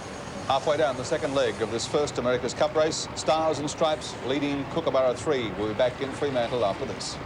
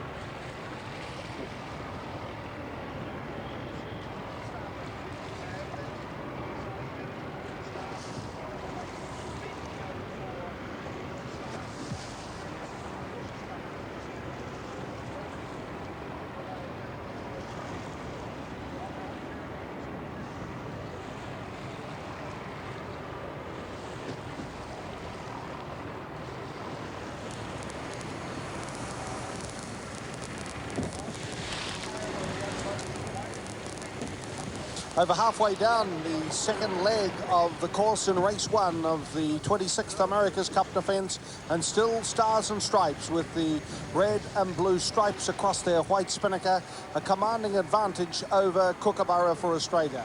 When they went round the first mark, there was a 1 minute and 15-second advantage, or around 250 metres. Normally, the test of this Olympic course to have the spinnakers directly out in front, rather square, rather than having them on the side of the boat as they are now. Set and answer to the breeze. It's coming from the south at 180 degrees. It has moved back a little. It had gone round to 165, so 55-degree shift on the first beat to windward. Now the breeze, though, on the indication of the instrumentation aboard the Kookaburra tender, we can see that the breeze has come round a little, back to another 15 degrees. But still, buddy, a big shift, and really this is a procession, little or nothing the Cookers can do except follow in the wake of Stars and Stripes on this second leg. Well, that's right. The wind does shift upwind, Peter, and of course the Kookaburras were waiting for that opportunity to use the wind shifts downwind because they would be more in the driver's seat. They didn't have any fresh air, or clear air that entire first beat. They were always sailing in around the outside of the wheel and in Dennis's bad air. That's obviously the reason for the 1 minute and 13-second deficit. This next windward leg will be a better test of true boat speed and the ability to readjust Kookaburra 3 to get her back up to speed. Certainly Dennis is in the driver's seat. He's sitting out in front, straight lining. They're probably just lighting up their old goals now, waiting for the move to come up on behalf of the Kookaburras so that they'll just absolutely defend whatever move Ian wants to throw at him. And of course, Dennis is a wizard of defense as well as his offense he showed on that first leg. Chris and Harold, the moods on board both boats. What would you suggest Dennis Conner, Tom Whidden, Peter Iser should do aboard Stars and Stripes? Conversely, what can Ian Murray and Ian Burns and Derek Clark do aboard Kookaburra? Well, the Stars and Stripes cockpit will be just talking steadily away about how shifty the wind is, what they think it's going to do, and just how conservatively they can look after the lead they do have. You can see them there, Peter Iser looking forward, and Tom Whidden looking backward at the opposition. Dennis Conner is concentrating on going fast, but on Kookaburra, they'll be talking at the same stage. They'll be looking forward to the next leg.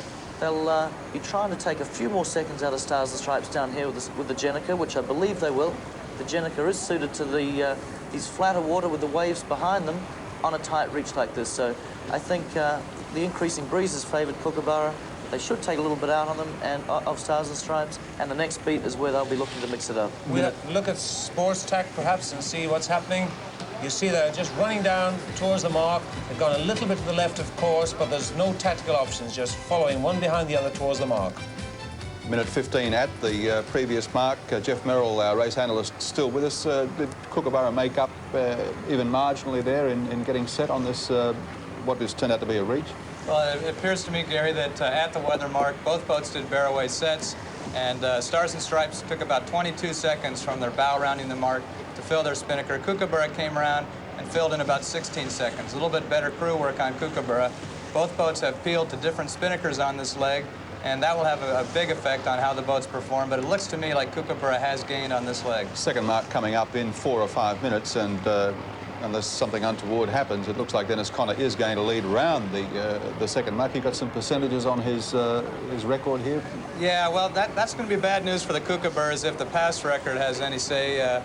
When Dennis has been ahead at the second mark in the past races, he's gone on to win 94% of the time.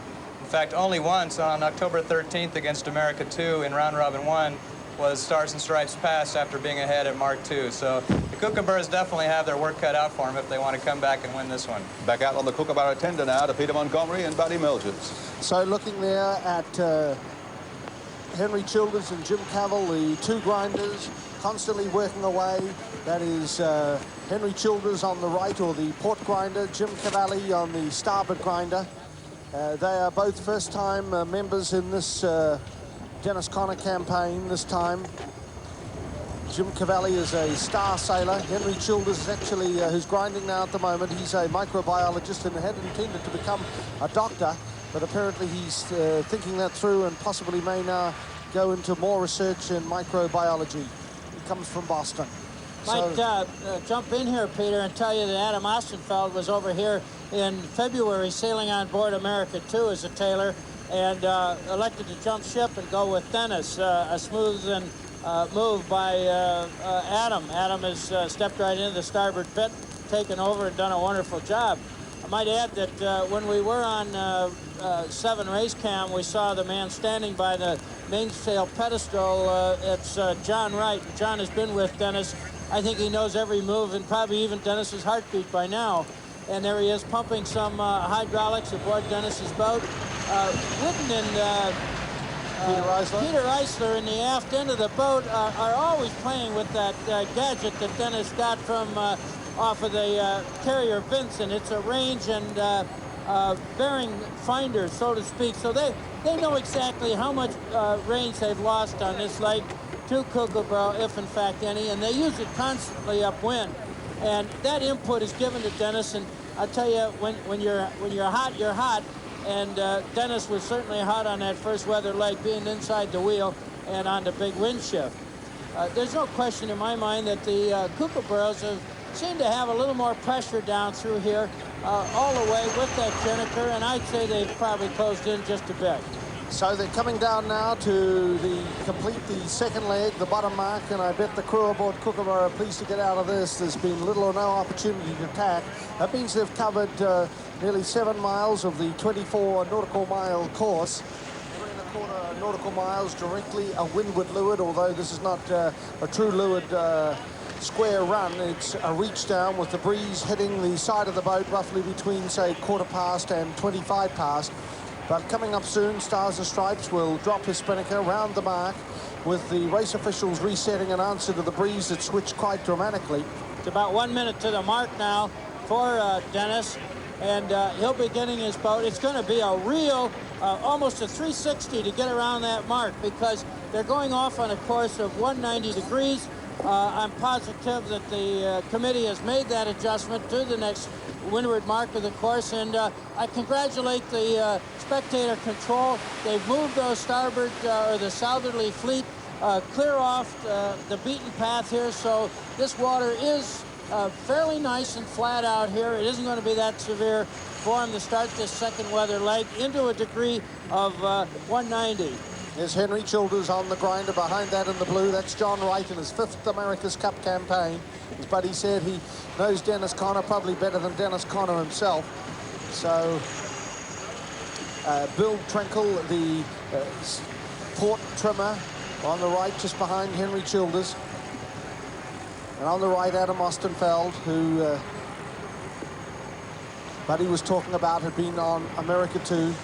He actually sailed in the 83 America's Cup in the B team with Dennis Conner, but he's worked extremely hard. In fact, all of the crew have worked particularly hard to qualify to sail aboard Stars and Stripes. So as they're coming down here to the bottom mark, really the options now, Chris, for Kookaburra is starting to run out. They'll be keen to get out of this one.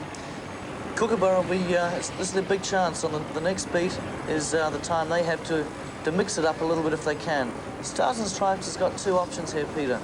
One option is to come around the bottom mark, sail for 20 or 30 seconds to get up to speed, then tack across so that when Kookaburra comes around the mark, Stars and Stripes would be back on the same tack as Kookaburra, but directly to windward. In other words, directly between Kookaburra and the next mark. And that basically would take away any chance of Kookaburra getting a different breeze. Knowing Stars and Stripes and the way that Tom Wood and Dennis Conner like to sail, it wouldn't surprise me if they don't forget that option and go for a minute or a minute 10 or whatever they're in front of Kookaburra to just keep the gap that they've got. Doing those 2 covering tacks, if they do, would mean losing about 10 or 15 seconds. Coming into the mark now, it's going to be a slightly messy rounding. Spinnaker is coming off early so that by the time they round the mark, they'll be tidied up and ready to cover Kookaburra. So Stars and Stripes then coming to complete leg number 2, doing a little bit of dredging there with the spinnaker, as they haven't quite got aboard quite as snappily as they have in the past, as they will now round the mark and you see that on the breeze and going into leg number 3. It's really quite a fickle rounding that the boys have to go through here, and Dennis took it really wide because he has to come back up on the wind on the port tack And he also has to clear out of the way of Kookaburra 3 coming in, barreling in on his starboard. Kookaburra 3 does have the rights, although I think Dennis will be able to cross in front of her without too much of a problem. So the time ticking away now. Remember, Kookaburra was 1 minute and 15 seconds behind Stars and Stripes. As they are coming down under Spinnaker, they are on starboard. Meanwhile, it is Stars and Stripes that's on port. And here goes the jib up on Kuka 2. Stars and Stripes at the same time is tacking over onto starboard, trying to throw a little dirty air on Kuka 3 as she's making her jib go up. And, of course, positioning herself to be in the in the controlling position of being half to windward and half out in front in the covering maneuver. So 1 minute 15 seconds behind at the top mark. Remember, that's the figure, as Stars and Stripes is coming down to the bottom mark to see whether or not they've taken any time at all out of Stars and Stripes after this second leg, or a reach rather than a square run. So that's a good Spinnaker drop by the Kookaburra crew. They certainly haven't put up the white flag and given in, but they have given some time away. Remember, it was 1:15. It has stopped now at 1 minute 20 seconds. So Stars and Stripes taking another 5 seconds out of Kookaburra on that second leg. So going back to the start then, it was an even start, given a dead heat by race officials, with Kookaburra at the right-hand side of the line, or the committee boat. Stars and Stripes starting at the America's Cup buoy of the line. And once the wind shift quickly flicked around 15-20 degrees, Stars and Stripes was in the box seat, capitalised on that with a massive 55-degree wind shift by the end of the beat. 1 minute 15 at the first mark. And then going into the second leg, it wasn't a square run, it was a reach, and Stars and Stripes has taken another 5 seconds out of Kookaburra as they go into leg number 3. This is the second beat to windward, and here's hoping that this will be a true beat to windward. We'll be back after this break.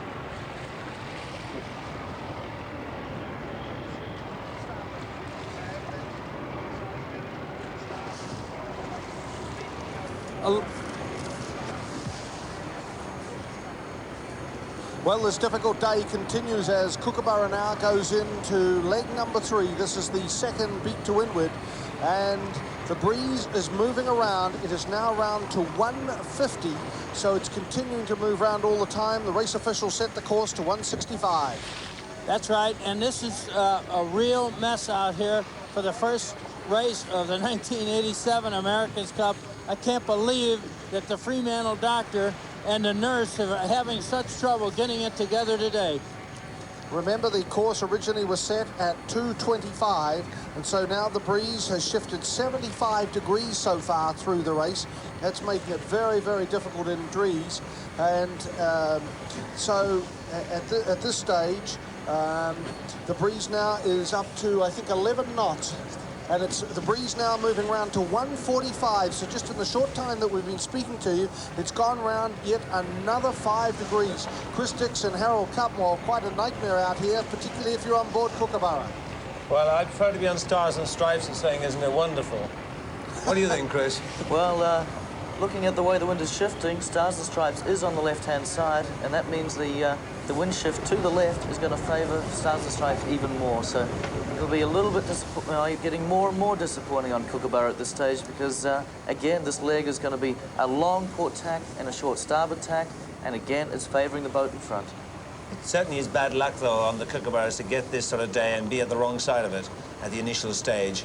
And they have been in a situation where they got a little bit behind and the leader's got all the brakes. It happens in some races, and there's very little you can do about it. They just hang in there and just hope something goes right. They're not doing anything wild, they're not tacking, they're not throwing in extra tacks and throwing unnecessary distance away in case the game changes later. They're just tracking along on a long port tack out of that leeward mark. It's almost, again, a fetch. They're almost laying up to the windward mark in one go. There's nothing they can do much about it, just keep tracking along. The distance they are behind, I don't think, is a fair reflection on the speed difference between the boats at this stage. It's the kind of day that makes you realise that weather forecasting is still a very primitive art. I look out the window and I say, I could nearly afford to go back to England in these conditions. But this is such an unaccustomed condition for here, to have these completely clouded-in conditions. So the sea breeze hasn't properly filled in. The wind has been oscillating, has moved 75 degrees. We've had a report from Kookaburra's tender. Peter Montgomery is out there, and he was telling us that it just has moved right around. That's a tough one to deal with. Harold, the new course was set at 165 for the second beat to windward, and already it's moved around 20 degrees to 145, making a total of 80 degree shift throughout the afternoon. Still, the strength of the breeze is around 11 knots as we go aboard Stars and Stripes, and it's interesting to see Dennis Connor right at the back there, and there's Bill Tranquil. He now working on the main sheet. He comes out of his trimmer's pit. He is the port trimmer, and he's constantly, or tailor as the Americans call it, and he's also working on the main sheet. Meanwhile, on the opposite to him, that's Adam Ostenfeld, who's had extensive experience in Admirals Cups and Congressional Cup, Southern Ocean Racing Cup. He's really a very, very well-known person, and Adam Ostenfeld on the left with the hat is considered the funniest guy on the boat, a great mimic of all the other members of the crew and many other members of the Stars and Stripes crew, and apparently his impressions at the dinner table have people in tears often. So in a tense, tight situation, often it's good to have someone aboard the crew, and Adam Ostenfeld on the left really does break up the crew. The Stars and Stripes look pretty impressive now as they're working their way up the first third of this beat. This is the second beat to windward, the third leg of the race. Well, Dennis has got his sails set up really nice. I mean, the main is as pretty as I've seen him set the main in this condition, and he doesn't seem to be giving a thing away. John Wright is his mainsail trimmer, and John is really, he's on top of Dennis's instruments as much as Dennis is to keep that speed at its optimum. And almost if he thinks Dennis is falling asleep a little bit, he'll liable to let the Traveler down and the boat will straighten up and Dennis will pull it off, and John will quickly adjust the Traveler back to where he wants it, and for Dennis to keep up that speed that John wants him to have. And certainly the mainsail trimmer under these conditions out here on Gage Roads he's your speed freak. He's the guy that keeps that boat going at all times, and without him and the tailors on top of their game, you're going to fall asleep.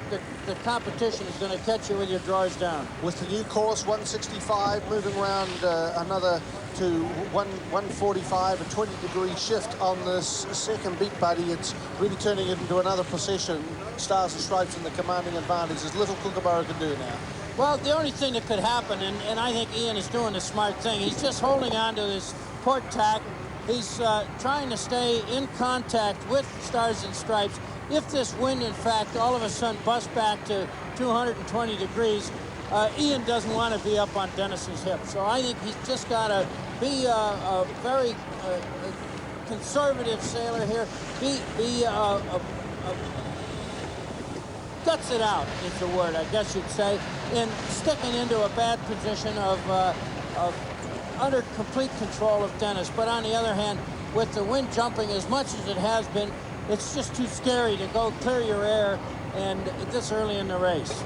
It's Ian Murray there with this distinctive crick in his neck to the right, and with the green eyeshadow, that's Peter Gilmore, the main sheet man, who is starting helmsman aboard Kookaburra. Peter Gilmore was skipper of Kookaburra 2 for most of the summer, but it's always been their intention to get Peter Gilmore aboard Kookaburra 3 for the America's Cup. And both of those two talented sailors were part of the crew that won the World Excel Championship 2 years ago, or 3 years ago now, in 1984, along with Paul Westlake, who is the starboard trimmer aboard Kookaburra. So they're really put in the awful position at the moment of looking at Stars and Stripes with a big advantage in leg number 3 of this 8-leg race. We'll be back after this break. Welcome back to Fremantle and out on Gauge Roads. That's the scene. Stars and Stripes left of screen, Kookaburra on the right. The margin substantial in favour of Dennis Conner and Stars and Stripes as they make their way down the third leg of the course. Let's just show you graphically how the course, the race has unfolded thus far. Starting up there at the America's Cup Buoy, they've completed the first beat to windward, big wind shift there too. The first downwind leg turned into a reaching leg. The course was reset, and they're now on the second beat, but of course the wind continues to fluctuate, and it's, I guess, anticipation is going to play a big part in how the race pans out and if there's going to be any dramatic change. It doesn't look like it at the moment. Well, the wind's very light and they're just tacked away. We can see on board, shot, winding in the winch. Well, I think what will happen is the Kookaburra will throw a couple of tacks in, but if they're close to the ley line, she doesn't have a whole lot of options at this stage. And again, if the wind has skewed the track, it means that the reach legs will be off-centre, perhaps carry a Genoa on one, or a very flat spinnaker, and broaden out on the other. It's interesting what Dennis Conner has done. It's to review his programme. His public relations was really quite mute over the last couple of years. He wasn't beating the drum. So many of the newer programmes, including ourselves in the New Zealand, to assist our fundraising and everything else, we were out there saying we were great guys, there were lots happening, we were going well.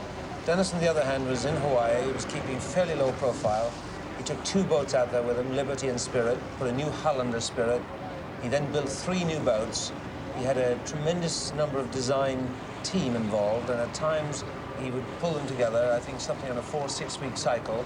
They'd meet for a couple of days and have a blue skies meeting earlier on to see what they do, and then they'd find that down to the detail and development. And from this enormous input, assisted by the technology available in aerospace in California, has produced a design program with a rather different boat to the rest of us. And we're now seeing perhaps the advantage of that design program, although today's been very fluky. So Dennis did exactly what Dennis does on the race course, runs his own race. In a sense, that's a good way to describe it. He sails his own race because of the restrictions of his tacking. That's his transition from one tack to another, his jibing from one tack to another, one jibe to another. Has a restriction on him. But by going away and doing his own design program, I'm sure he was keeping an eye over his shoulder on what the rest of us were doing. But one would concern about that. But perhaps we can go to Dennis and see what he says himself about design.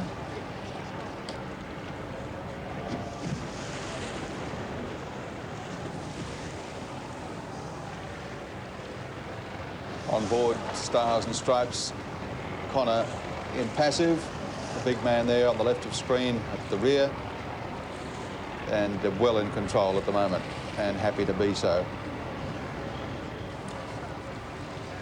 A little bit tough for the Kookaburra sailing a race like this, Harold, where they know their strengths are in tacking, tight manoeuvring, and acceleration. And when the other boats are just a little bit too far in front, and knowing that Stars and Stripes is a very strong boat in sailing straight lines, keeping the tacking and so on out of it, there's not a lot the Kookaburras can do. So they're staying as close as they can to Stars and Stripes. They're making sure they don't give away any distance. And as the afternoon progresses, still overcast, breeze is still looking like it might go further left, and there could well be breaks later on in the afternoon. Ian Murray might be looking for another lucky hat, I think, after today's effort. The one that he's wearing at the moment, that he's goes everywhere with him, hasn't really served him too well.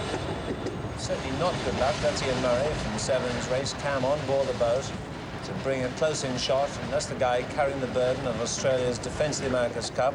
Today, he really was not fortunate. The wind was very overcast, not the expected conditions.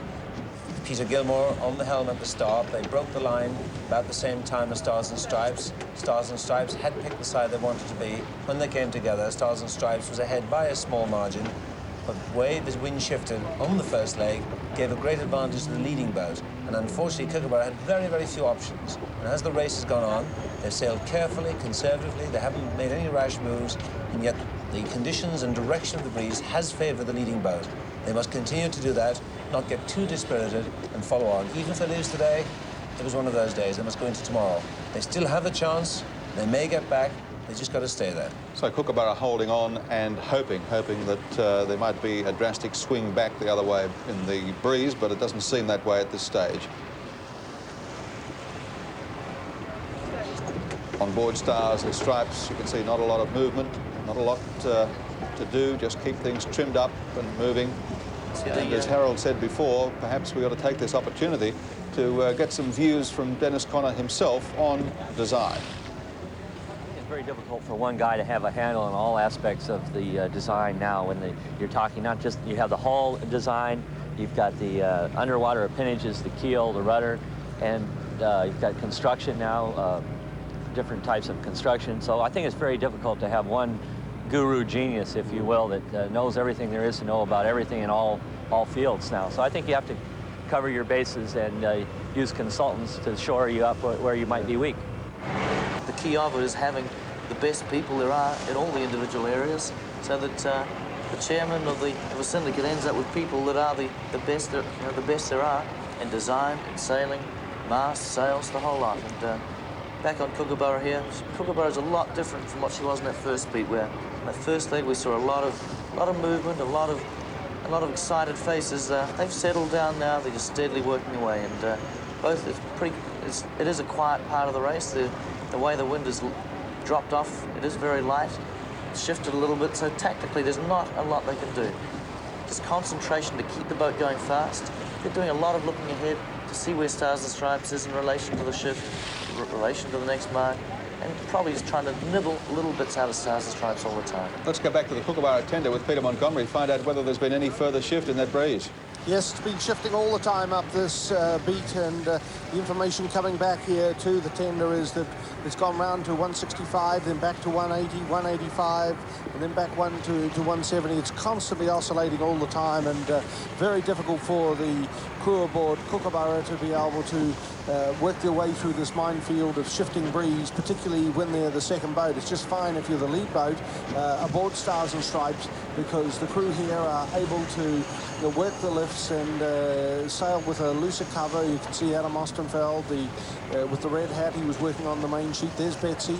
That's named after Betsy Ross, the lady that sewed the first Stars and Stripes, or the American flag, back many years ago. And when they named the yacht Stars and Stripes, they named Betsy in honor of her. That's not bad, buddy, is it? Did I know all that American history? Did you know that?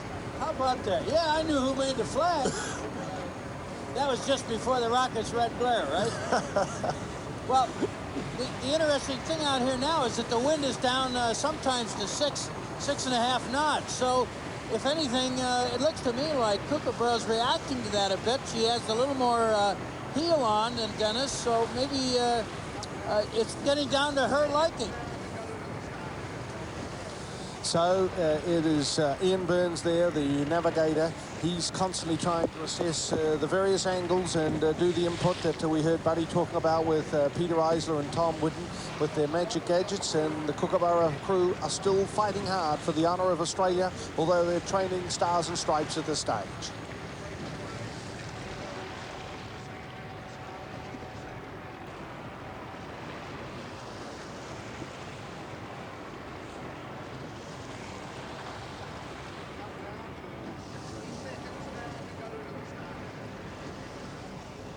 Stars and Stripes on the left of screen, Kookaburra 3 on the right, both yachts straight lining down this third leg of the course. First race of the America's Cup final, best of 7 series, and Stars and Stripes with the advantage. They've had all the luck as well with the wind shifts, and Ian Murray aboard Kookaburra 3 wondering, you know, when things are going to turn his way. We asked Ian before they went out just what he thought were the strengths and weaknesses that might contribute to the outcome. Well, I guess the way we see it is that we think they're going to be pretty close upwind, and we're going to have an advantage downwind.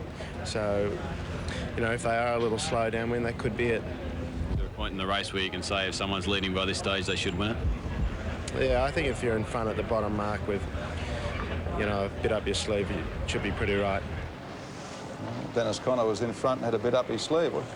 I think they were referring to a classic sea breeze day with the Fremantle Doctor whacking in, plenty of power and so on.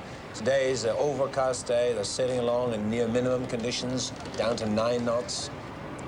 It's a different day. Well, Jeff Merrill, our race analyst, is with us. Jeff, is it possible, according to the figures, for Kookaburra to come from behind and win? Well, looking back at the numbers, Gary, Kookaburra 3 has only lost 4 races trailing from start to finish. So today is setting up in that sort of pattern, but it's a rare thing for her. She has also been able to come from behind 15 times this past summer. So she has it in her. It's just a matter of whether everything will come together for her. Also noting that Dennis Conner has only been passed 5 times. It seems unlikely that she will be able to come through. And one other fact that I had to let you know about is that Dennis Conner's average margin of victory this summer has been 3 minutes and 28 seconds. And that's in 43 races this summer. Would have been a lot bigger if it hadn't been for Chris Dixon and KZ7, because they had a lot closer races than that. Let's hope that the breeze blows up a little stronger as the afternoon progresses and Kookaburra can close the gap here on Stars and Stripes on the third leg of the race. In a sea breeze days, a lead of 20 or 30 seconds is a comfortable lead. As Harold said earlier, on a breeze like today, even a minute and a half, Stars and Stripes won't be feeling safe with. They'll feel happy with it, and they'll be trying to increase it, but there's always that little bit of being vulnerable in very shifty, very light conditions like that. I think you could easily see a situation when you get to the top mark and they set the spinnaker 9-10 knots of air and the boat just trickles along downwind at perhaps 6 to 7 knots with a jibe angle of 90 degrees, just like going upwind. You don't go directly towards the mark. You, in fact, are 45 degrees from each side. The boat behind then, if the wind moves 10 degrees, they get a little stronger puff by a knot or two, can whittle that distance down in really surprisingly short time. We remember the famous 7th race of the last America's Cup when Dennis Conner had a 57-second lead over Australia 2, and Australia 2 transfer that into something like a 15-second lead at the leeward mark. Well, these are the margins we're talking about here. While Stars and Stripes, Dennis Conner is well ahead, is in a very powerful position. He's as equally vulnerable now as he was then. So the race is surprisingly open. He would be looking for a stronger breeze, I think, above all, Chris, wouldn't he? I think they'd be praying for any increase in breeze at the moment. With those wind dropping off to 6, 7, 8 knots, whatever it is out there now, I think Stars and Stripes is probably starting to look a little bit vulnerable. Hard to tell. The boats are getting closer to the top mark, but Kookaburra is seeming to like this light area a little bit more than Stars and Stripes, especially downwind. Earlier in the year, we saw Stars and Stripes be very sticky, if you like, in light air downwind, and maybe a little later in the race when they get onto that next flat run, or even the reaching legs, we might see Stars and Stripes being quite vulnerable. I think you'll see, too, that Stars and Stripes is a little more upright. It indicates she's perhaps a little greater stability in these conditions, which is a little less comfortable.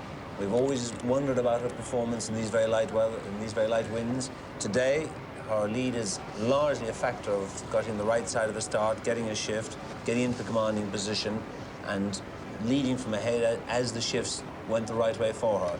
Not all of that. I think she sailed well through the water for the periods the boats were together. But as it gets very, very light, we'll be very interested to see, in fact, can Kookaburra whittle back some of that distance, reduce it a little bit, indicate perhaps she has the speed. And if she goes around the top mark with the time the same and the wind is light, and it indicates she has saved distance. On the other hand, if the time's extended a little bit, it would indicate that perhaps the distance was much the same. She can still fight the downwind leg.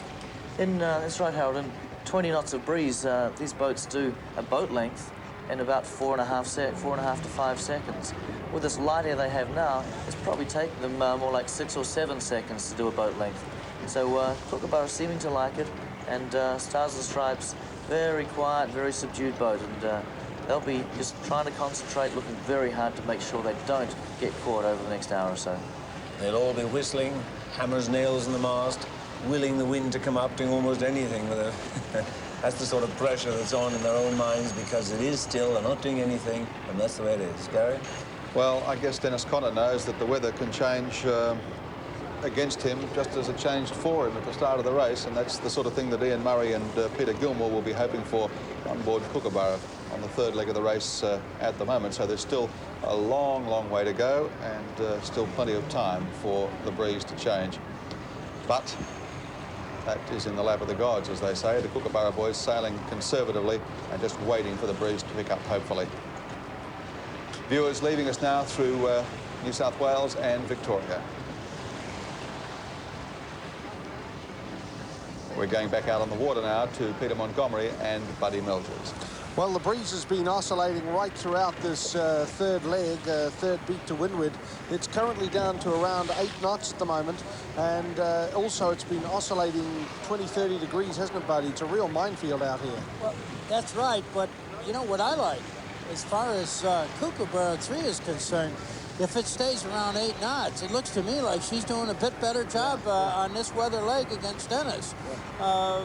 It's a little difficult to say just what the outcome will be, but the reaching leg will be a carbon copy of the one we just saw, and so not much change after the windward mark. We're going to have to wait for the next windward and leeward before this race is really going to take on a whole nother concept.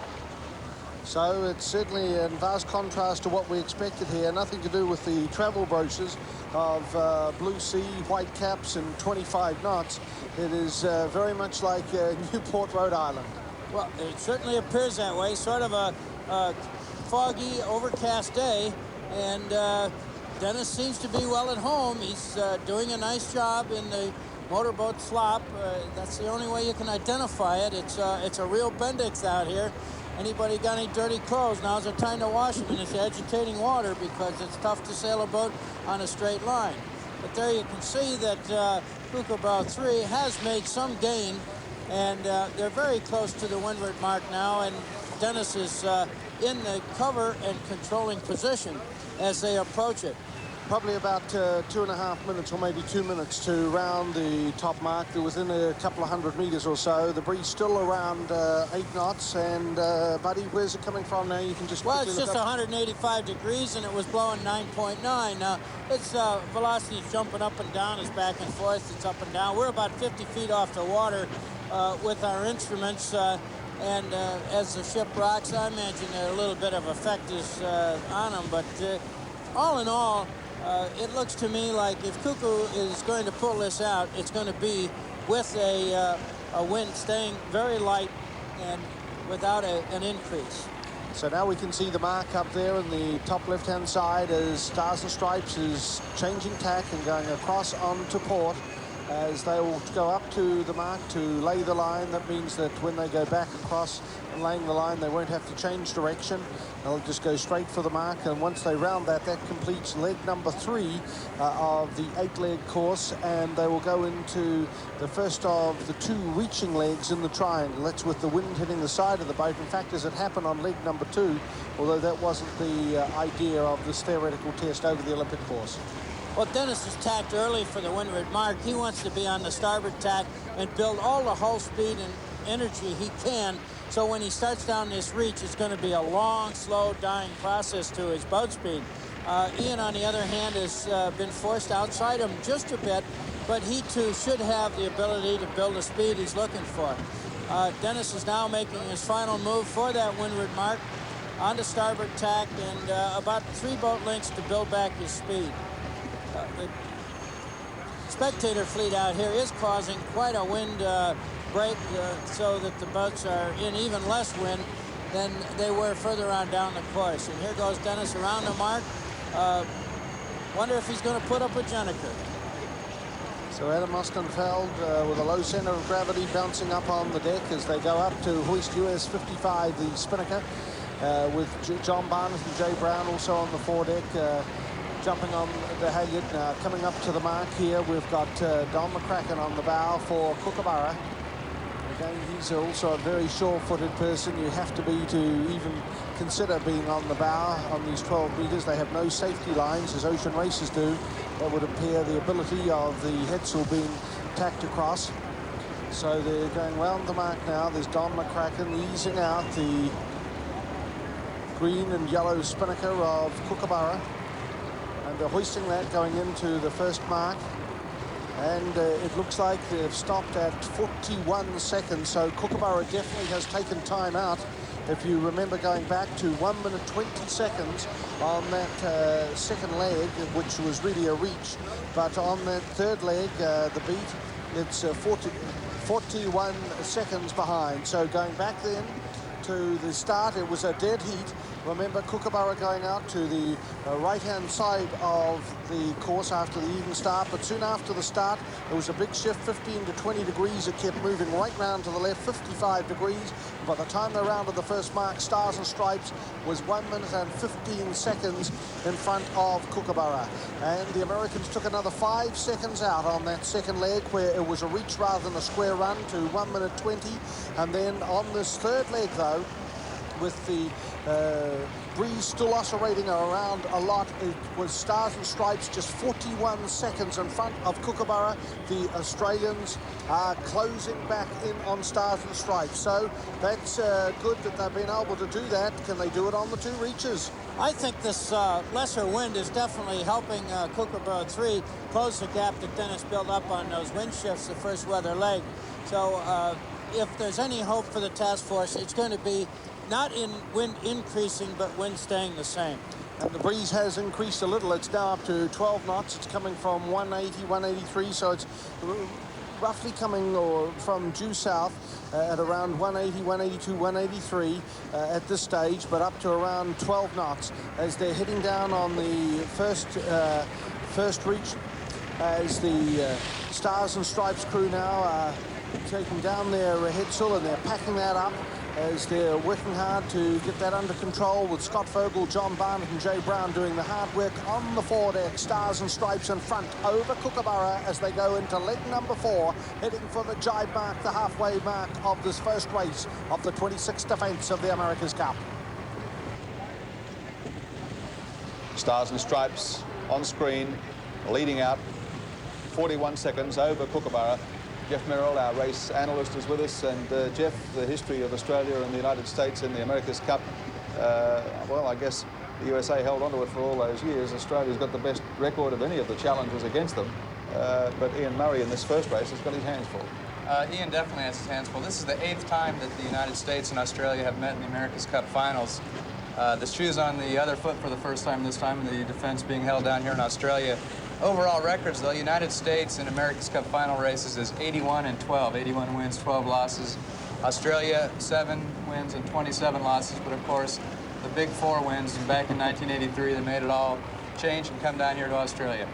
Well, you've been a pretty close observer of the elimination series here for both the defenders and the challengers. Do you see the record swinging in Australia's favour a little further? I think a lot of it really has to do with the home court advantage, and it's something I don't think really has been touched on a lot, but I think when you're in your own waters, you have your own feel, you definitely have an advantage. Well, somebody took our home court advantage away today.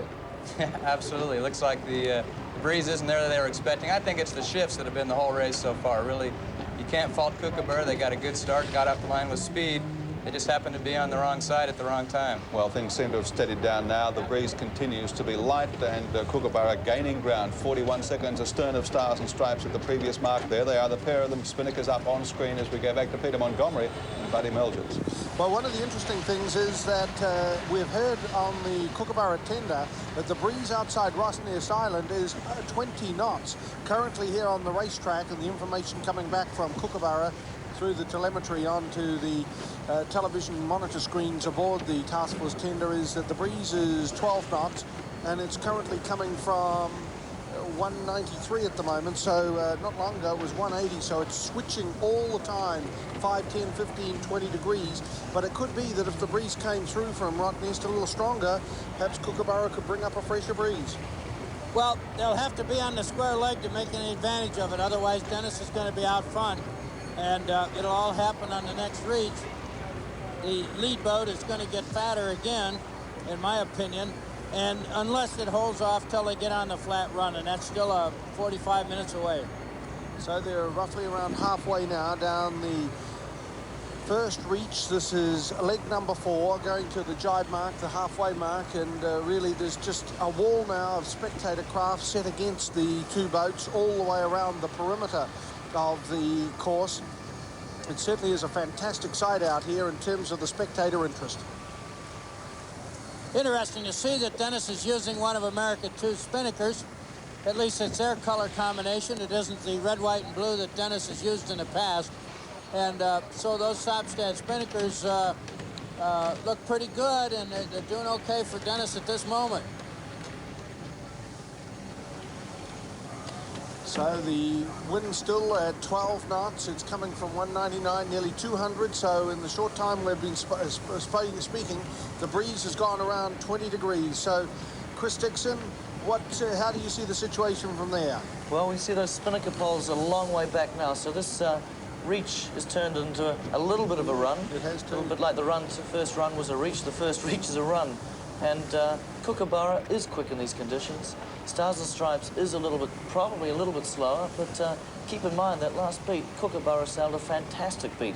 To cut that lead in half, 1 minute 20 is a lot. To cut 40 seconds out of Stars and Stripes, they sail incredibly well, and they've settled down. They're just working steadily away, and I think you'll see Kookaburra just keep working hard on this stuff. Stars and Stripes' confidence will have been knocked a little bit. They'll be feeling a little bit less, less happy than they were before, and they hate these downwind legs and shifty conditions. So let's keep an eye on Kookaburra. They like this stuff, and I think they could quite easily keep moving it on Stars and Stripes. So looking now aboard Stars and Stripes, the crew, Scott Vogel is at the bow, and John Barnett, he is the mast man or the sewer man. And Jay Brown, he is the pit man, although some people do call that the mast men. The two big men just right after the mast, Jim Cavalli and Henry Childers, they're the two big grinders. That's Adam Ostenfeld with the red hat, and he is the starboard trimmer, or tailor as the Americans call it, with Bill Trenkle, the other tailor, and then it was John Wright and the three black coats in the back. That's Peter Eisler, Tom Whitten, and Dennis Connor. So they've still got a good advantage, though, of around 150 meters, would you say, buddy? But yeah, it looks about like that. The lead hasn't changed much. Dennis has got his boat well set up for this lake. He's got his mast well forward, using a fair amount of vang, probably more vang than I've seen him use. I see the mast further forward than I've seen him. He's pulling all the stops on this race, no question about it. There's no more sandbagging by that man. So the breeze coming out of 202 now, and it's up to 13 knots.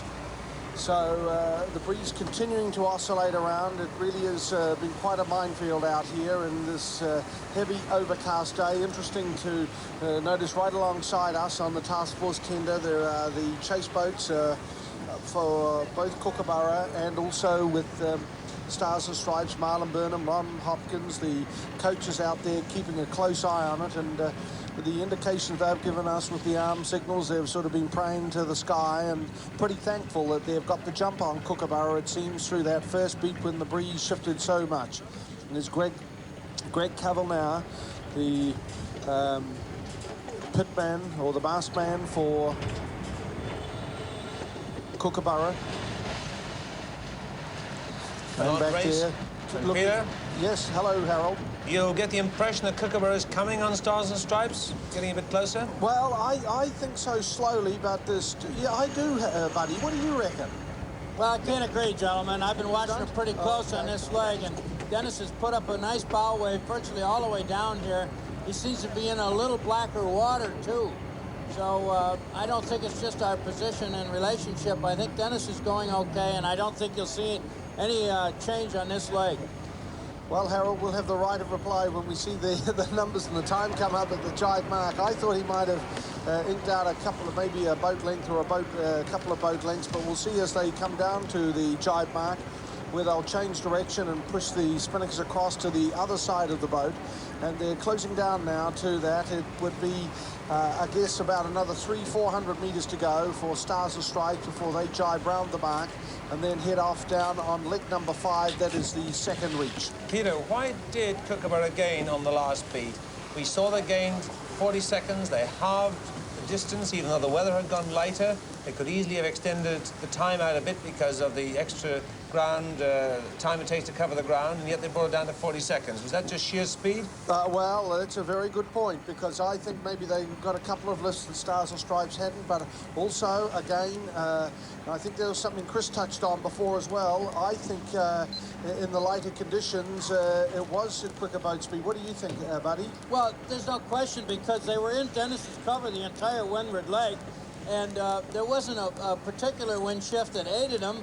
They just seemed to get their boat set up. I noticed that Dennis was using more twist in the top of his mainsail, and the boat didn't really react to that.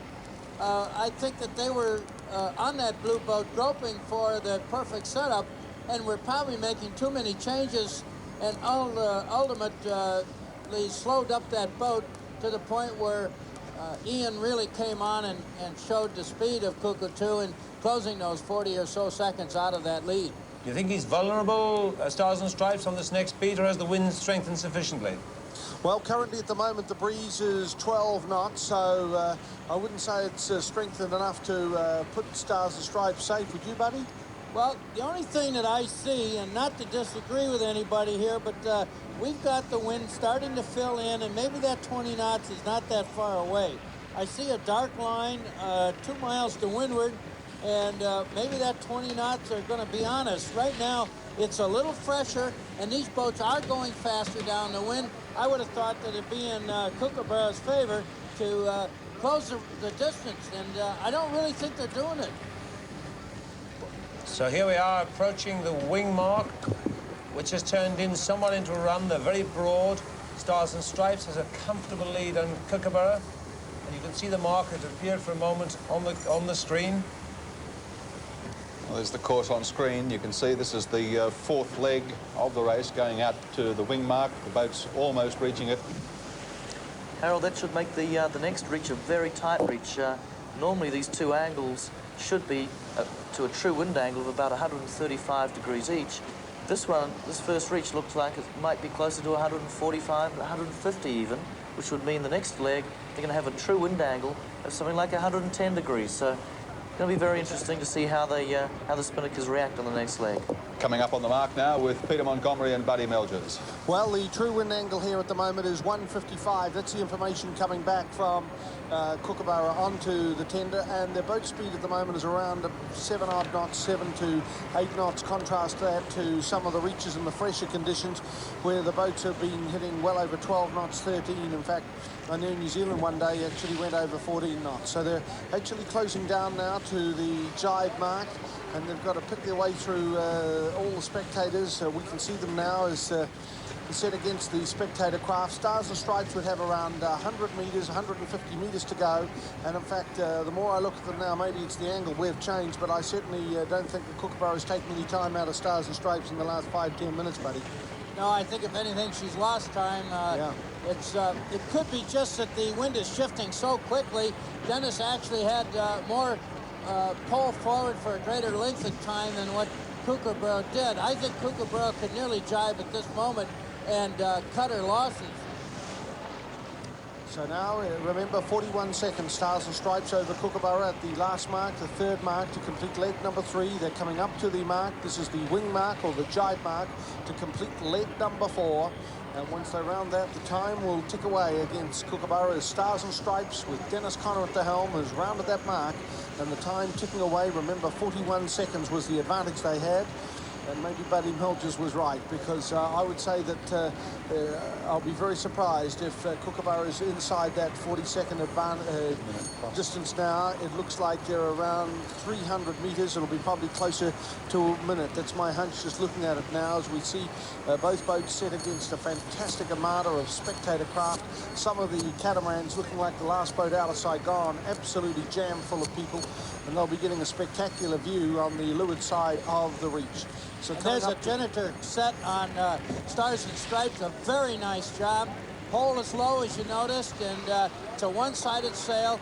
It's a perfect sail for this leg of the course. The wind has gone into 200 degrees thereabouts, and Dennis is on his way. So now Kookaburra coming up to the mark. Remember, they were 41 seconds behind at the last mark, and still time ticking away as they're coming up. Over 1 minute behind now, so they have lost time on that leg, which is the first reach of the triangle. And as Buddy's commented, Stars and Stripes have got their Jenniker up and really taking off. So Kookaburra appear to put up putting up a spinnaker as well. It'll be interesting to see will they go for a Jenniker. There's a man up the end of the pole. There goes the halyard. They're hoisting the sail. A second man controlling it out of the bag. They'll set it inside the one that's already set. When they release the original one, it peels away, and that's why they call it peeling a spinnaker. There it does, peels away. Well, tell me, Buddy, is that a Jenniker or not? Can we see from there? Yeah, they're both carrying Jennikers now. My opinion is Dennis has got his pole a bit high for the Jenniker. He ought to lower that pole a little bit. And let's see if, in fact, there'll be some differences out here in the set of these sails, and if there is any closing of the lead or lengthening because of that setup. I'd like to see a little more jib-like effect. A great big full entering edge to that Jenniker on the blue boat. Seems to be looking quite good, but the pole ought to be a bit lower, in my opinion. Explain a Jenniker, Buddy. Well, a Jenniker is a one-sided spinnaker in a sense. It definitely can only be used on as one luff being the entering edge, so the edge of the sail that's going to attack the wind first. And when they jibe with this sail up, the Jenniker actually tacks through the forward triangle. It's a new trick that the boys have learned here very nicely. And then, of course, after that tack through the forward triangle, they do have to go up and change the halyard. So usually what you see when it's on a peel of a particular leg, later on, the man, if there's a jibe involved, a man goes up and clears the halyard. And we've seen that in the Defender and the Challenger series. Buddy, with a description like that, you'd make a politician. I don't understand the words you're saying. Well, I didn't expect you would, Hal. So we've got someone from Chicago or Wisconsin talking to an Irishman. It's all a bit confusing. Greg Cavill there, and there the crew of Kookaburra working hard now as they've rounded the fourth mark. So going back now and looking at the as a crewman's going up the mast of Kookaburra, we can see it was a dead heat at the start, and Kookaburra moving out to the right-hand side of the course from the start line, but that didn't pay off as Stars and Stripes got the benefit of the breeze flipping round to the left, 55 degrees, and Stars and Stripes rounded 1 minute and 15 seconds in front of Kookaburra. On the second leg, under spinnaker, where it turned into a reach rather than a square run, they took another 5 seconds out to around 1:20. It was on the third beat, or rather the third leg, the second beat, that Kookaburra took out 40 seconds nearly to round just 41 seconds behind Stars and Stripes, and they did look as though they were in a challenging and threatening position, but on that fourth leg, it was Stars and Stripes that moved out to 1 minute and 14 seconds. So at this stage, Stars and Stripes in a comfortable position as a man up the mast for Kookaburra, desperately working for Australia. We'll be back after this break. Back in Fremantle, blue hull in the background and one in the foreground as we zero down on Stars and Stripes. Kookaburra coming into view, substantial wind shift there, and the spinnaker has gone from Stars and Stripes. The Jenniker still up aboard Kookaburra as they come down this leg of the race past the halfway mark in this first event for the America's Cup, and Stars and Stripes still with a substantial lead, a minute 14 around the previous mark. Simmons race cam aboard Kookaburra. Airship overhead, and Genoa coming up, the wind has come ahead. This is a change not usually happens in a reach. But the wind has come ahead, so they have to go back onto a Genoa. The mainsail you can see is flapping. This crew under pressure. They were perhaps a bit slow in getting the Jenica off. There it goes now, a man out the end of the pole is going to trip it away. Having some problems, there it goes. A little bit untidy. Stars and Stripes got her gear on rather more quickly and settled down. Both boats have been forced down from the direct course to the mark. The mainsail and Kookaburra, the zip behind the mast, has not been brought in, which it really ought to have for this direction of breeze. A little bit ragged. What do you think, Chris? It's a little bit dangerous having that luff zipper undone still, Harold. Very dangerous. If you know, on a reach like that, if they can keep going like that, there's a good chance of damaging that zipper. And as we did on KZ7 some time ago, very dangerous. They'll have to be careful with that. But tactically, the wind angle there would only have to have changed maybe 3 or 4, 5 degrees to make the Genoa a quicker sail down that leg, a quicker sail than the Jenica. So both boats now under Genoa, reaching for the bottom mark. One got the impression, in fact, the wind has freshened quite a bit. I would say we have the Fremantle Doctor at last. It's settling in. Stars and Stripes, people must be saying, great, fantastic. The lead we have, we can now maintain rather more easily. Kookaburra much more vulnerable now. Is Kookaburra trying to do that luff zipper up now? You see the big bag behind the mast, and they'll be very, very careful on that. But we're into a different yacht race now, a new yacht race where the sea breeze is in. It means both boats can get into a more aggressive race, so they'll get around the track a little quicker, and maybe it'll give Kookaburra a chance to have a look at their straight line boat speed again. So the wind shifting again radically and strongly and causing... here we go, just a few minutes back, this is Stars and Stripes. Yes, pull the Genoa up, but before she could get the Genoa in, the Jenica was off. I think what you'll probably find happened there is that they're using one winch, and they had to have it. They had a situation where they couldn't get the Genoa in because the sheeting of the Jenica was on the same winch, and they didn't perhaps have a good enough lead to jam it off. So they had to get one down before they could get the other in. Cost her half a boat length, perhaps, Chris, what do you think? Maybe even a little bit more, Harold, but when you're a minute plus ahead, the playing thing's a little bit safe, and maybe giving away half a boat length or a boat length, but knowing that you're not going to be any big problems is the safest way to go. So they gave away a little in order to keep the bulk of the lead.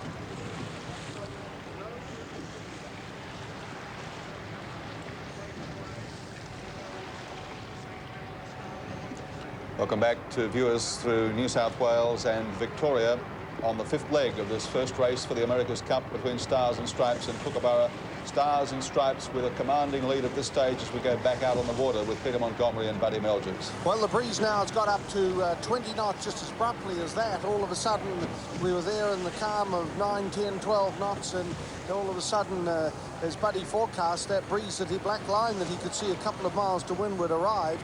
It's currently 17 knots at the moment. Interesting to note also, they're going to change the course on this third beat to windward, or the 6th leg of the race once they complete this leg they're on at the moment to 2:05. That's correct, and we're going to have a good beat now. We're going to get back to some good, honest sailing. Now we got a man going up the mast again on Kookaburra 3. Obviously, he's got something, problem up there. Maybe he's just going up to clear a halyard, and maybe he's going to bring the zipper down. These mainsails have zippers so that you can let out more sail material. You get a greater curvature to your main in order to get more lift and more power in the sail on the free legs of the course. It's Greg Cavill there, the pit man, or some people call him the mast man. He's looking up high, the man right up the mast. He'll be controlling the halyard there just to ensure that his man up the mast is okay. And here's Ian Murray, the skipper, and behind him, Derek Clark, Peter Gilmore. There's something clearly wrong up the mast. As you can see, the Kookaburra crew now, rather than looking straight ahead and Stars and Stripes, they've got something a little more to worry about as they're looking skyward up to the mainsail on their man up the mast. Well, he's bringing down the zipper car.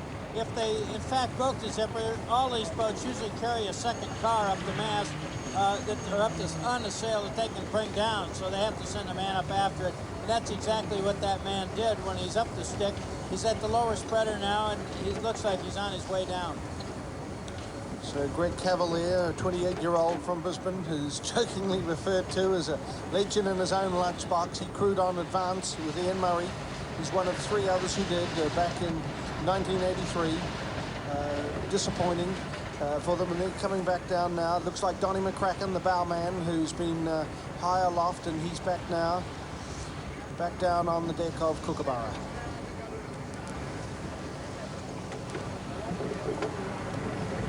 So back now with Seven's race cam, and this Greg Cavill just pulling on the halyard there. And just behind him are the 2 grinders, Anthony Rice and Darren Bracel. Also like Donnie McCracken, their WA boys. Big, strong grinders, Darren Bracewell and Anthony Rice. So coming down now to the mark, that's the America's Cup boy on the left. And this will complete leg number 5 for Stars and Stripes, or the second reach, although so far the square run, the Spinnaker run, and also these 2 reaches haven't been the true test according to the book. But we have to take nature as it is, as it's handed out as they're coming down to the mark. And remember, at the last mark, Stars and Stripes had virtually recovered the advantage that they had lost. It was out to 1 minute and 14 seconds. That's the time to remember, as Kookaburra will round behind Stars and Stripes to see whether or not Australia has taken any time out on the US on this first race of the America's Cup. There, right in the bow for Stars and Stripes, in a precarious position, Scott Vogel, with John Barnett and Jay Brown also up in the foredeck crew as well. Spectacular shots from the air of Seven's helicopter. This is Scott Vogel now, right in the bow, as they're prepared to harden on the breeze, and once they round that mark, then they're into leg number 6 now, and this is the 3rd beat to windward, and with the breeze now freshening up to 16, 17 knots from the southwest, the time ticking away against Kookaburra, remember, was 1 minute 14 seconds. The Stars and Stripes had the advantage over the Australians at the jibe mark, or the halfway mark. It might be interesting now to talk about what sails are on each boat. Kookaburra 3 is carrying a number 2 main, so she should be good to 25 knots. And it's interesting to know just what mainsail Dennis has got up, how long it's going to take John Wright to get it in perfect set to put up with this new wind velocity that's out here on Gage Road. So there may be something in the selection of sails on this next windward leg that could determine the outcome of the race. Certainly, we're probably about 1 minute and 10 seconds behind or distance between these 2 boats, and it looks to me like Dennis is in nice control. He hasn't done his usual tack yet to put the cover on Kookaburra 3. But here we come. Very little change on that that second reaching leg of the course.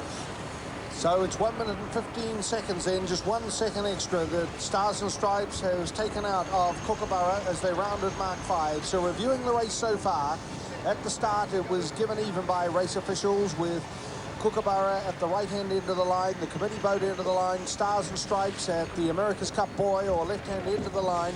That proved to be the right way to go, because within 5 or 10 minutes the breeze had shifted 15 to 20 degrees, and it finally shifted 55 degrees on the first beat to windward, and Dennis Conner and his crew rounded 1 minute and 15 seconds over Kookaburra as they went into what was supposed to be the square run. In fact, it turned out to be a reach, and the Americans took another 5 seconds out of Kookaburra on that second leg.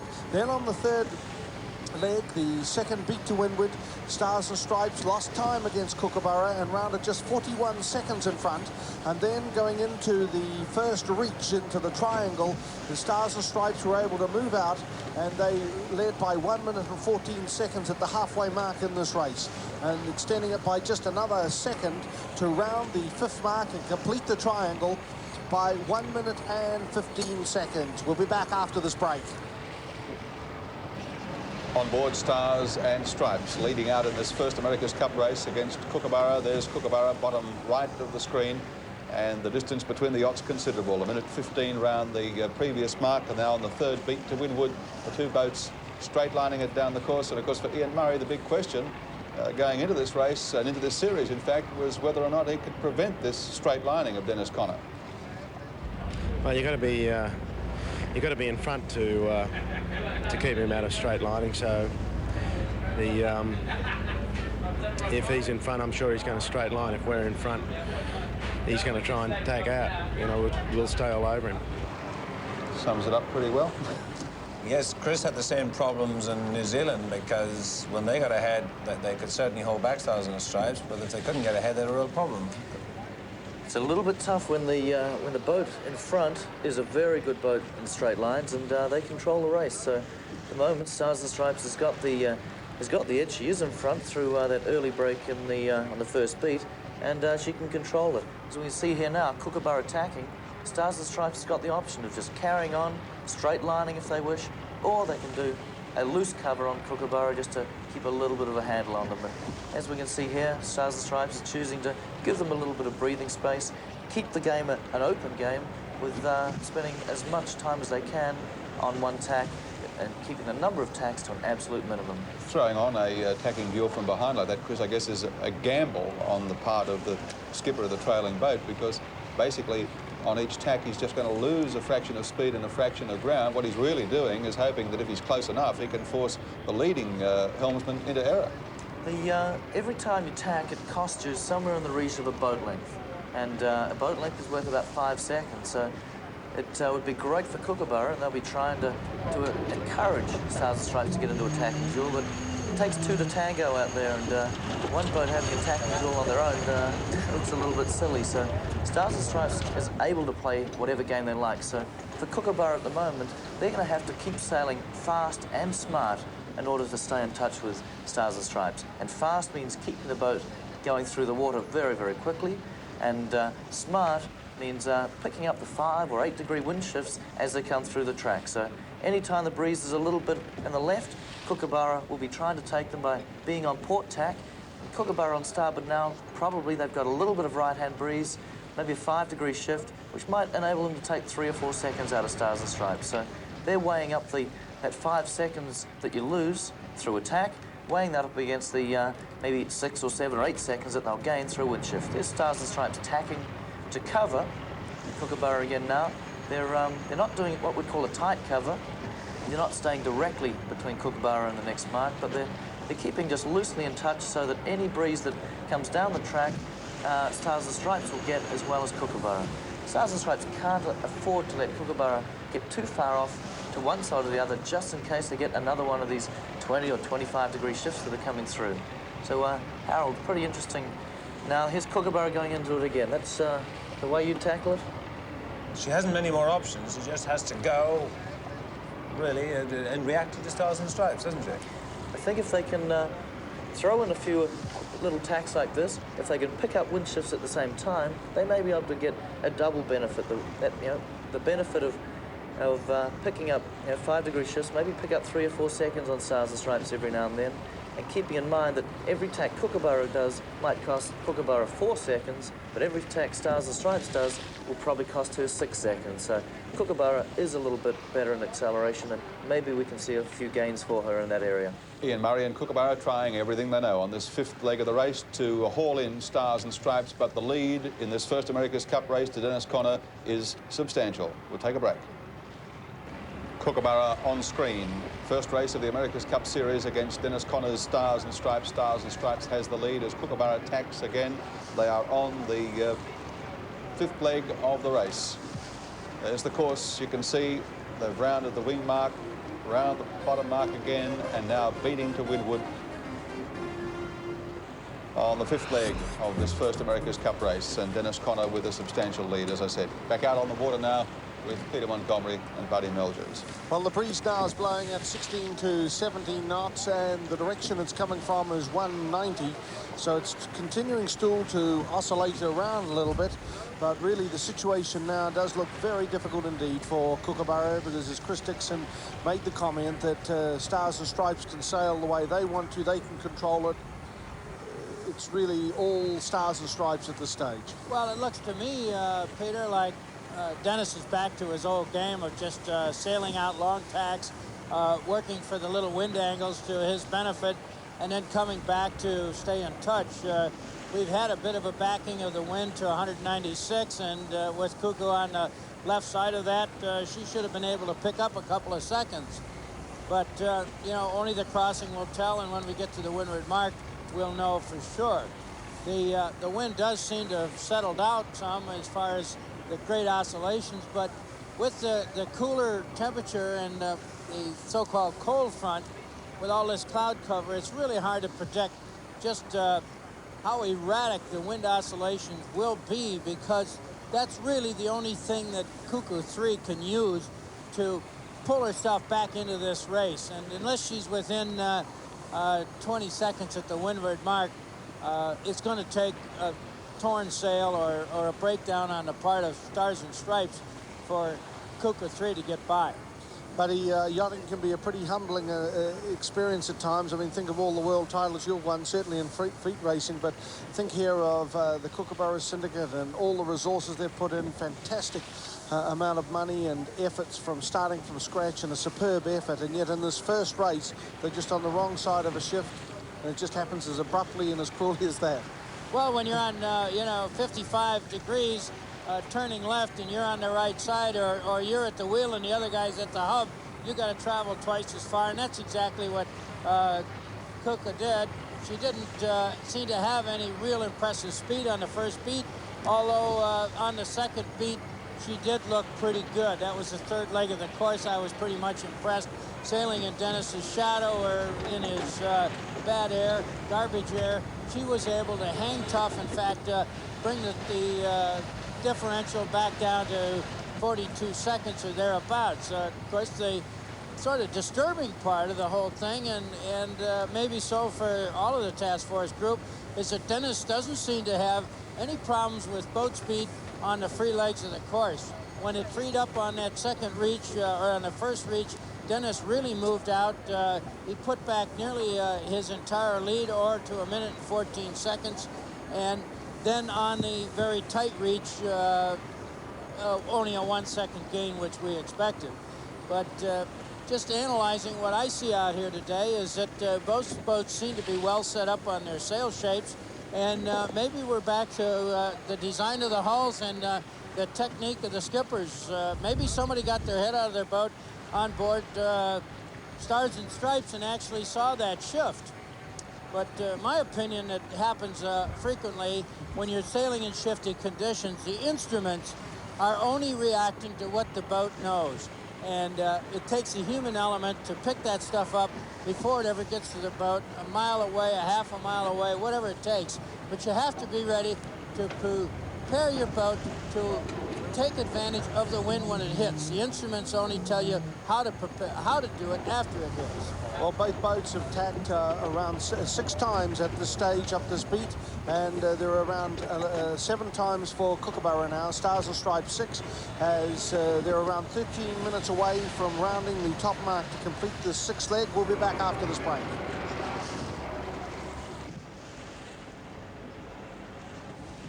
Stars and Stripes, left of screen, Kookaburra on the right. 6th leg of this race, coming up on the 2/3 mark in the first race for the America's Cup 1987. Stars and Stripes with a lead. Let's take a look with Harold Cutmore at Sports Tack. Dennis Connor, red, Kookaburra yellow. You can see Dennis is forcing Kookaburra over the left-hand side of the course. That's upside down for the viewers because the windward mark is the bottom of the screen. And Dennis wants all the time to keep Kookaburra that side, so the long leg into the mark, he'll be giving him bad air. 20 knots of breeze plus out on gauge roads at the moment after very shifty conditions for the earlier part of the race as we go back out on the water with Buddy Melgers. Well, the wind has gone back to 174 degrees, and Kookaburra got over on the left-hand side. I think she's taken a little out of Stars and Stripes. Peter, what do you think? Definitely, I'm sure that's happened. The breeze actually is dropping down to 15, 14 knots as well. But certainly for the time that Kookaburra was holding on to port, and meanwhile moving out further right to Stars and Stripes, it did seem that Kookaburra was able to hook into that breeze moving further around to the left.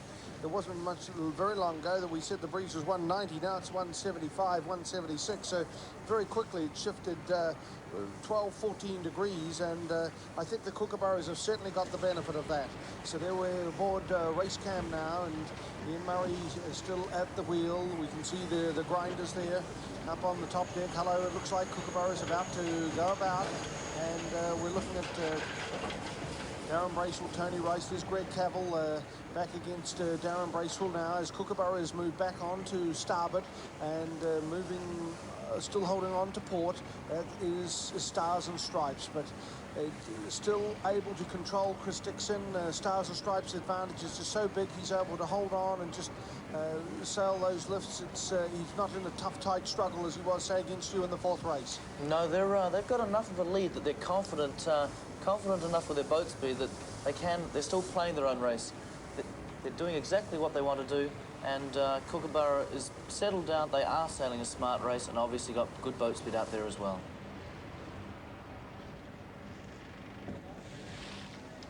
Kookaburra sailing out of picture, Stars and Stripes in command. Kookaburra tacks again. They're very close to the ley line now. It's just a question of whether Stars and Stripes will come back one extra time and place a wind shadow back on Kookaburra. She probably will, but if she's on a port-hand lift, she may not. There she goes. She's coming back now. Interesting, Harold. Stars and Stripes has been protecting that right-hand side and obviously felt that was the side to be on, but looking at the shots we're seeing, I'm not so sure that that it is the right side. Tactically... May I interrupt just a second?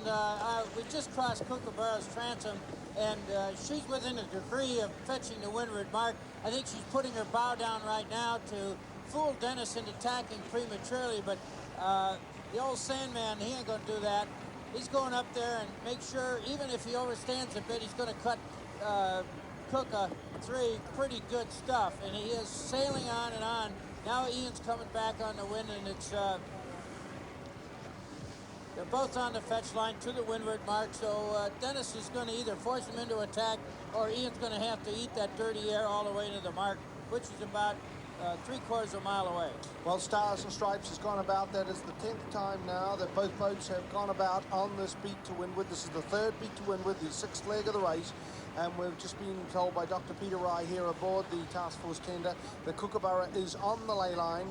So now both boats are on the ley line, on port, and they've gone about 10 times so far.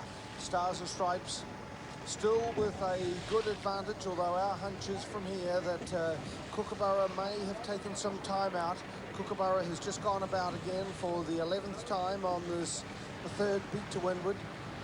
Stars and Stripes still holding on, and as Chris Dixon said, when they've got that bigger advantage, they're confident of their own boat speed and they're controlling the race from there. It's not desperate Dan stuff where there's only a boat length or two between the two boats and the boat from behind is trying to break through. Here goes Connor now, and he's moving across onto starboard, comfortably controlling it, and so still very much under control.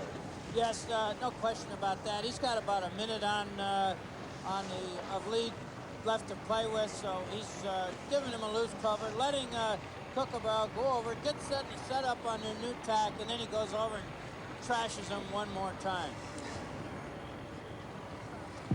You have a poetic way of putting it, buddy. That's poetry. Thank you, Harold. I thought that was a little more blood and guts. It's Midwestern poetry, I think. Oh, okay. It certainly is a devastating position for Stars and Stripes. She has gone out ahead and stayed right through this race, but the end of this leg will tell us whether Kookaburra has some hope of getting back. Well, Dennis isn't taking any chances. I'm sure they're overstood the windward mark now, or I missed my color coordination on the balloons out here. But I think they're going to set Jennekers to get to that windward mark in about another 30 seconds of sailing on the starboard. Coming up on the 6th mark in this race, and Stars and Stripes on board now with Dennis Connor and crew, just keeping the boat in trim, keeping this cover on Ian Murray and Kookaburra, and still controlling the race, having gained the advantage of the fluky conditions, the big wind shift just after the start, and made every post a winner from there. Kookaburra seems to have perhaps made up a little ground on this 3rd beat to windward. How much we'll know when they reach the mark, but still a long way to go yet before you could say that Stars and Stripes was in any danger. And on Dennis Connor's record, I would think that it would suggest that he's not really in any danger at the moment, barring, as we said, some change again in the conditions. And it's certainly not beyond the pale because we've had wind shifts through 50, 55 degrees and back again a couple of times this afternoon. Stars and Stripes, you can see there, quite a commanding lead. From that previous shot, almost line astern, Kookaburra. And Stars and Stripes back on board, getting ready to lay this mark. More weed on the tiller, trying to clear it.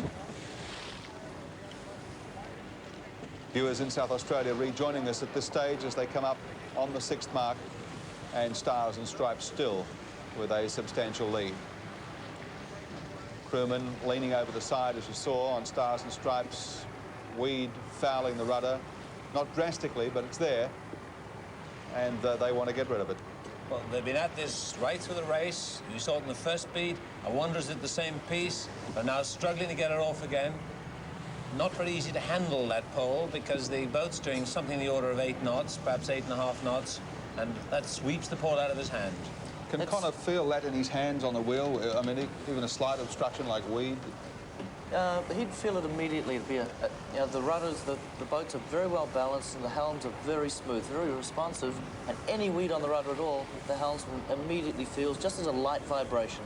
So interesting to see Peter Eisler, the navigator, was the guy leaning over clearing the weed there. Back in the sewer on Kookaburra, sewer cam. Water dripping in, everything starting to get a little bit wet with this Fremantle doctor coming in, and you can start to see the reason why it's called the sewer. Tony Bellingham, the man down there, getting ready with the spinnaker. Hooking on onto the 4 corners. The spinnakers are quite heavy. He'll pull it up to the hatch now so that the pitman can clip the sheets and halyard on, ready for the spinnaker hoist. Back out now on the water with Buddy Melgers. Well, Dennis is approaching the windward mark, overstood a bit, but they'll go in there and do a 180 and put the spinnaker up. It's going to be a one-sided run again. Not much of a chance for Cockatoo to attack. It's been a very nice race for Dennis all the way. He's in the controlling position and in a position of easy control. They're about 300 meters from the windward mark, so it'll be a minute or so before they come around with that maneuver and put up their big running spinnaker for the flat run back, preparing for the last windward leg. The breeze now is 11 to 12 knots, and the direction now is coming from 180 due south. So the breeze has been oscillating around quite a bit of the time, and both boats now on port, laying through to this mark, which complete leg number 6. And once they round that mark, then they have the spinnaker run that is really the same theoretical test as leg number 2, with the wind coming directly from behind them and the spinnaker set directly out in front, although as we saw in leg number 2 that wasn't the case, and with the breeze oscillating around it probably won't be the case on this leg as well. But Kookaburra is still a long way behind, a comfortable advantage there.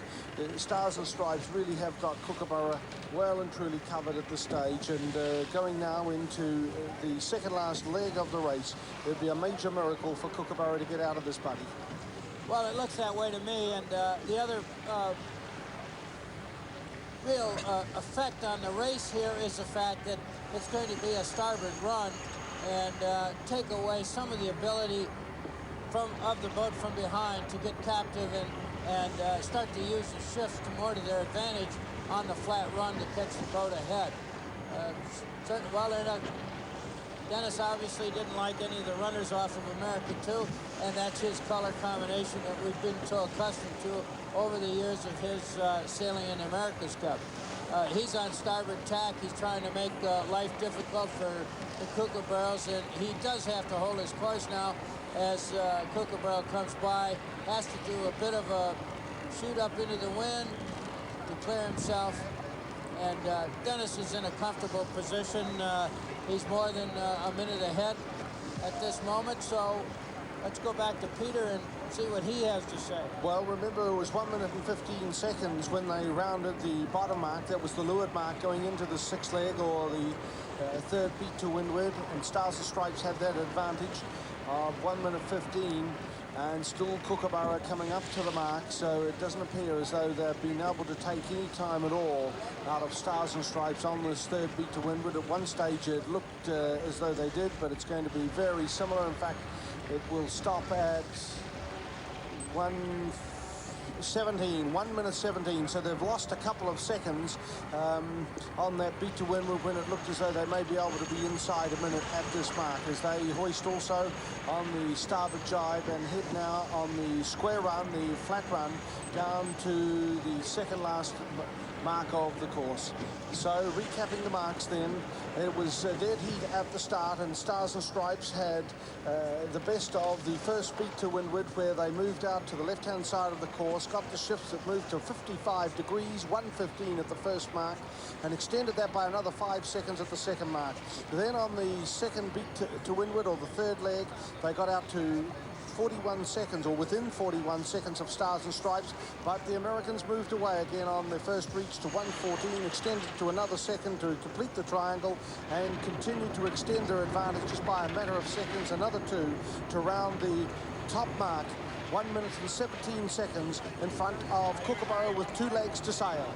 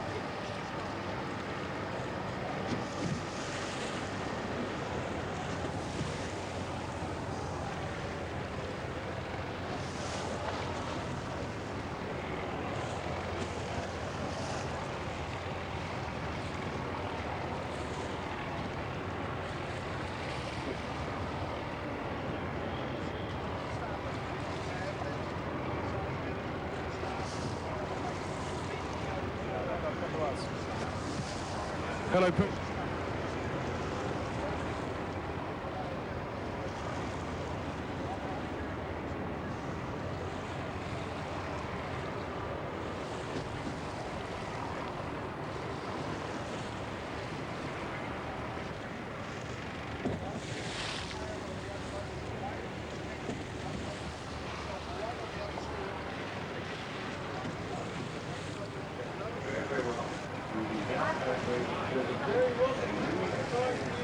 Thanks, mate.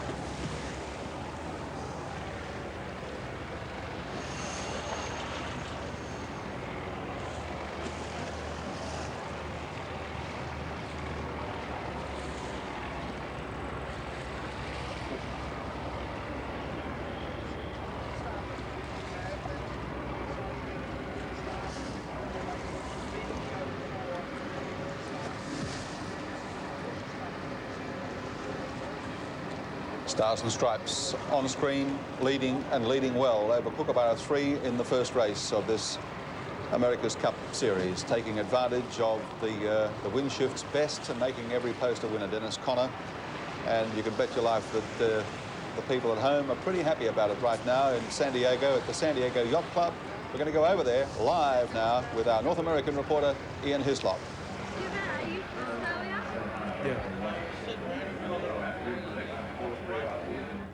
Whoop, Ian Hislop was there. Now he's gone again. We'll have him back in a moment. He's on the scene there, and you can bet the people that have poured money and moral support into this campaign by Dennis Conner to recapture the America's Cup are feeling pretty smug and self-satisfied right at this moment. But this, of course, is only the first of 7 races in the series. We'll be going back to Ian Hislop as soon as we get the opportunity. In time, Harold Cutmore, the previous leg, the beat to Winwood, was gained nothing for Ian Murray and Kookaburra. It was an interesting beat in the sense that Dennis just forced Kookaburra to the left-hand side of the course on the way to the windward mark. And then when Kookaburra appeared to be on the ley line to the mark, that means they were just going there the most efficient possible way. And this was confirmed by the instrumentation on board the Kookaburra tender, which we have access to. Stars and Stripes came back over with them and forced them beyond this ley line. Stars and Stripes came beyond the ley line.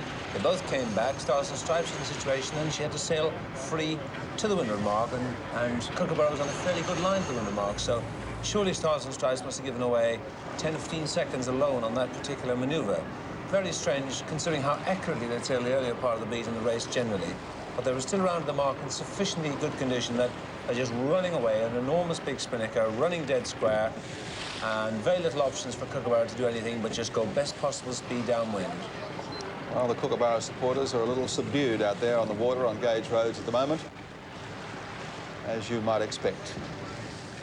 Chris, what did you think of that approaching the windward mark? That wasn't characteristic, really, of Dennis, was it? It wasn't. No, not at all, Harold. As you said, they did give away a bit of time that they didn't need to, and from that we can probably conclude that because Kookaburra was on the left-hand side all the way up that beat, the breeze did obviously go a little bit to the left, which should have favoured Kookaburra. Add in the 10 or 15 seconds that Stars and Stripes gave away at the top, and maybe Stars and Stripes is going quite quick. Obviously, their boat speed is good because if they can afford to give away bits like that and not lose any time over the leg, they're very confident with the speed. There's camera on board Stars and Stripes. You can see Dennis Conner steering. And in the background, we have Kookaburra. And really, it's just a case of tracking down this leg now, as the trimmers trim the spinnaker all the time, and with the grinders moving it. Kookaburra's spinnaker looks a lot more stable to me, Harold. It maybe a lighter weight and maybe a little bit smaller than Stars and Stripes spinnaker. Kookaburra very well settled there, and looks to be going quite well downwind sheet. And they've done a lot of testing downwind. They know their spinnakers very, very well. Stars and Stripes, in comparison, we saw her earlier using a couple of America 2's spinnakers, spinnakers that they'd been loaned or given by America 2 to help the program, and know from talking with the Stars and Stripes guys that they are very confident with their own chutes, the ones they've been using all year, in the fresher winds. But in the lighter stuff, maybe like we're seeing now, they do prefer the America 2 spinnakers. And interesting, on this run, they're using one of their own chutes, and maybe it's just a little bit too big for them. On board with Sevens race cam, Greg Cavill there in the foreground. Grinders now at work. Very, very sloppy condition. You see the boat rolling around a bit now. Mainsail flapping back and forth as the boat gets knocked around by the Spectator chart. Dennis does like to sail the boats very dead, and it appears to carry these spinnakers, the rest of us say, are too big and floppy, but he survives remarkably well. He gets away with it very, very well. He's, Stars and Stripes consistently sails further away from the wind, downwind, than any other boats, and but as you said, they do get away with it. Okay, on board the Kookaburra tender right now, Peter Montgomery is with Kevin Parry. Well, Kevin Parry, syndicate boss for Task Force. What looked like a good even start didn't turn out that way on that first beat. Tough stuff, isn't it? It's pretty hard, yes. Really, what's your thoughts on this great occasion for Australia defending the America's Cup on this day? Well, unless something happens untoward, we're not looking too good in this one. And, you know, if we'd had that, there was a very big wind shift on the first leg, that's really decided the race, because when you're behind, you're trying to pick up all the time, and you're bucking the percentages. And also, we've been a little bit surprised today. They got away from us on a couple of the reaching legs. We expected to be better in that area. We picked up twice on them on the feeding upwind, and you know, one of them was a very significant 35 seconds, I think it was. So I think we're in for a very even tussle here, but we certainly got the worst of the breaks today with those wind shifts. Amazing, isn't it? I mean, all the travel brochures tell us about the Fremantle Doctor, 25 knots, bright sunshine, and on this first day of the America's Cup, it hasn't quite turned out their way. Well, before in the briefing, the meteorologist said, look, it can be this way, it can be that way, it can be the other way. He said you can't pick it. And unfortunately, it didn't work out for us. Going back to when Kookaburra left the dock this morning, that was a magnificent farewell. Wonderful. I'm not too happy with the result at the moment. It's not too good to give back to the people. Kevin, also a marvellous atmosphere out here on Gage Road, isn't it? I mean, this is the whole Spectator craft. It really is a great occasion for Australian sport. Well, it is, and we've got to make sure we even the score and get in front, too. That'll be tomorrow? If they can't get it today? Hope so. Yeah. That's Kevin Parry, Syndicate Boss of Task Force. We'll be back after this break. Thanks, Peter.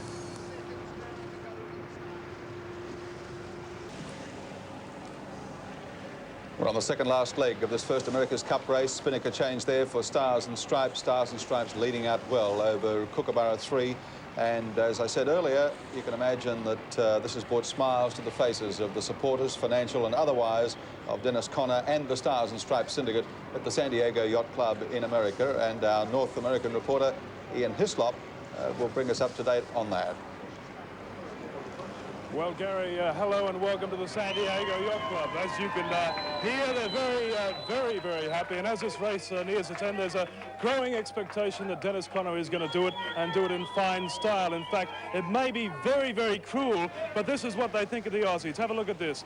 They think that the old koala bear is going to be hung and quartered and well and truly beaten. And looking at the race, at the very beginning of the race, there was a huge cheer going up when Conner crossed the line ahead of Murray. At the first mark, 75 seconds ahead, they said, that's it, our boy's got it. And I got a guy here of particular interest in the whole thing, Jim Reynolds, who has been sailing with Dennis Conner since the guy was a boy. And you say that you knew he was going to do it all the time. Right. Figured Dennis get 4-zip. And I made Dennis famous in 1971 when we won the World Championships. So Conner is going to do it, 4-zip. Right. There you are, Gary. There's one guy who says it's going to be 4-zip, and just on the other side, we've got, if you can believe it, an Australian in the middle of all this, Gay Patterson, who makes meat pies in Laguna Beach. Gay, must be a bad old night. The Aussies are getting done. Oh, well, it's not over yet. What do you think? The betting is it's going to be 4-zip. What's your feeling? No, definitely not. We're going to give them a run for their money. This is psychology. Okay, then the betting line at the moment is about 3-1. The Australian television crews have got a bit of action on this. I don't know after this first race whether we're going to be looking too healthy, but that's the verdict. Yes, well, the picture's not looking too healthy there either, nor the audio from the San Diego Yacht Club, but as you can see, the locals are pretty happy about the state of affairs. Let's get back out on the water and see what the state of affairs there is with Peter Montgomery and Buddy Melgers. Well, currently the breeze now is 11 knots, and it's coming from 2:15, so the breeze continues to oscillate around all the time, but really still it seems a difficult task for Kookaburra to be able to close in on Stars and Stripes. With certainly the race is not over yet, as our Australian friend said in San Diego, but from the perspective we've got here and the breeze we've got, it would be now, I seem, a tough task for Kookaburra to get from behind. Well, there's no question about that, Peter, but the wind has dropped right out again, and with the slop left, there might be some interesting happenings before this race is really all said and done and the fat lady sings her song. So, you know, it's not over until it's over, and even in match boat racing, where you chase the guy all over the course wherever he wants to go, there still can be amazing transitions out here. I would suspect they'd be right back into the number 2 or number 1 jibs for this last windward leg, and how that'll affect the outcome is yet to be decided. And Buddy, I see that the boys have appealed to the American 2 Spinnaker. Yes, go ahead. Buddy, I got Jeff Merrill here, and just want to pick up on something Kevin Parry said to Peter. He said, when you're behind, you can't buck the percentages. And I guess the figures bear that right out, don't they, Jeff? Well, it's very true. Stars and Stripes has held on to the lead in just about every race they've sailed at this late point. They've only been passed twice, once on the last wind leg against America 2, and once on the final upwind leg by Canada 2. Only those 2 times late in the race have they ever been passed, so it's very difficult for the Kookaburras at this point. Well, they need some kind of miracle out there, and as Peter Montgomery suggested, it would need to be a pretty big one, but I'm afraid the time's running out. I don't know. I like Buddy's comment that you know, the opera's never over, and Till the fat lady sings. Till the fat lady sings, and those guys have got 40, 50 minutes of racing left yet, and they'll be working to get the most out of every minute of it. Well, it's down to 12 knots now, too, gentlemen. So you know, we've knocked out about 8 or 9 knots of wind, and we still got the chop going on here. There's lots of things can happen. I wouldn't count the chickens yet. They're all not hatched. I think in the lighter weather will certainly open the game up. That's the one hope for Kookaburra. Has she jibed away, Buddy, yet? Well, obviously now I think that the condition has changed. The wind has dropped enough. They better start fooling Mother Nature, bring the apparent wind forward. On this flat run, they might have to start reaching down the leeward leg to maybe try and knock some out of Dennis's lead. So now we're on sewer cam. This is Tony Bellingham right down below, and he's working hard now, and constantly all the sewermen or mast men, as they're known on some boats, were right below decks. This is the first time these shots have ever appeared, courtesy 7 Race Cam on any 12 metre, and it certainly does take people below decks that often some of the crew members further aft, say Chris and Harold and Buddy, you wouldn't have even seen what your crew members do half the time. Well, that's right. If they're not packing spinnakers and jibs, they're down there pumping. And when the Fremantle doctor is in full force and there's 25 to 28 knots of wind, that poor sewerman does nothing but work on sails, repacking sails. And, of course, if you do make a headsail change on the wind, he's got to go down there and repack that bugger all by himself nearly. Buddy, it's just like King Louis XIV in Versailles, not quite knowing what the people are doing outside the walls. What? Well, there was a story that Buddy actually threw his sewerman bananas because he was down there in the dark so long. And Kookaburra has jibed, has come here across in port. Stars and Stripes has not yet responded. There's quite a gap out there. Because the wind is lightened, they're now in the position they can jibe through about 60-degree angles rather than perhaps 25, 30 degrees earlier when the breeze was up. So they're closing to halfway down the second last leg of the race under Spinnaker, and we'll be back after this break. Coming down to the America's Cup Boy, this is the last time Stars and Stripes and Kookaburra will round this mark in the first race of the America's Cup defence outside or in Australian waters.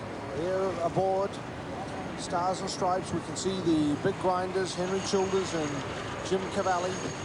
They're taking it a little easier now, and still working though on the main sheet. That is John Wright in the blue pants. Adam Ostenfeld behind the 2 big grinders. He has the red hat.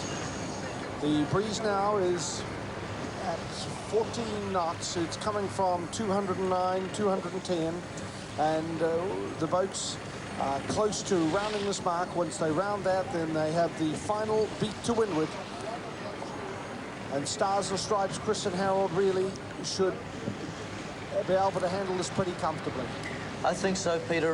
Barring unforeseen circumstances, they do have a comfortable lead. We'll find out very shortly as whether or not it's grown any bigger or whether Kookaburras have taken them back a little bit. But they're coming into this mark quite conservatively, quite laid back, as you saw a little earlier when Dennis Connor turned around and waved to a committee boat or spectator boat or whatever. They're quite relaxed, bowmen up on the bow in plenty of time, and as we've seen in earlier races, they won't be risking a late spinnaker drop. The longer they keep the spinnaker on, obviously the faster they go, but to drop the spinnaker right on the mark is a little bit of a risk, and so we won't see Stars and Stripes with the spinnaker up anywhere near the mark today. I wouldn't think. They'll have everybody ready in plenty of time. As you can see here, the Janara will go up very early.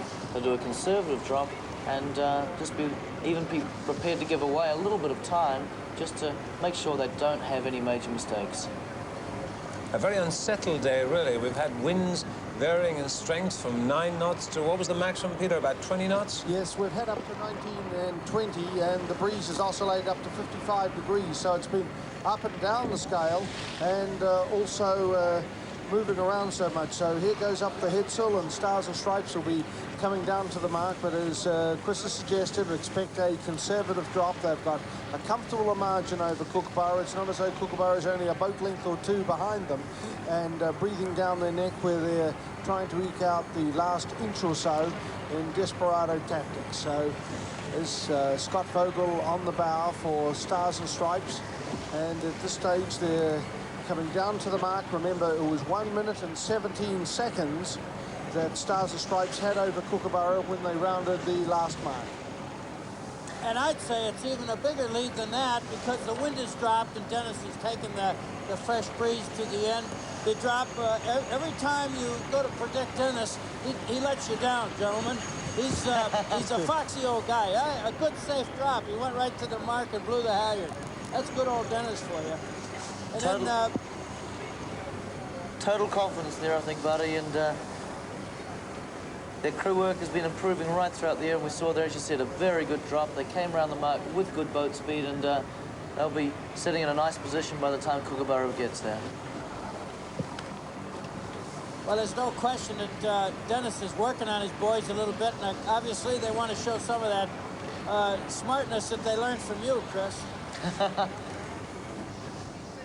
So still coming down to the mark now. This is Kookaburra under Spinnaker as Stars and Stripes pass them hard on the wind as they head off in a different direction. Stars and Stripes now are on the 8th and final leg. 3 1/4 nautical miles to go to win race 1 of the 26th defence of the America's Cup. And there's Stars and Stripes moving across onto starboard to position themselves to ensure that if Kookaburra come round the mark, then Stars and Stripes will be sitting right on top of them. Don McCracken at the bow for Kookaburra. As up goes the headsail as they're carrying the Spinnaker right down to the mark. Remember, they were 1 minute and 17 seconds behind, so Kookaburra has lost time against Stars and Stripes on the second last leg of the race as they're coming up to the Fairway Boy, as it was known, or the America's Cup Boy, and they're coming down in on top. That's Ian Burns, the navigator, who was right up forward there, helping bring in the Spinnaker. Meanwhile, there'll be a couple of guys outside, and their long arms will also be stretching in as they're trying to get the Spinnaker in as quickly as possible, get everything all neat and tidy before they harden up onto the wind. And that is a massive margin, 2 minutes behind Stars and Stripes. So let's go back and look at the race so far. It was even at the start with Stars and Stripes at the left-hand side of the start, and that proved to be the favourite end because the wind switched round to the left soon after the start, 15-20 degrees, and as they went up the beat it shifted 55 degrees, and the Americans rounded 1 minute and 15 seconds ahead of the Kookaburra. And then on the square run that turned out to reach another 5 seconds. Kookaburra did take out nearly 40 seconds out of Stars and Stripes on the third leg. That is the second beat to windward, to round just 41 seconds behind Stars and Stripes. But from then on, Stars and Stripes has moved out on the 2 reaches, the 4th and 5th legs, and then on the 6th beat, 1 minute 17, and then on the square run they are now a massive 2 minutes in front of Kookaburra.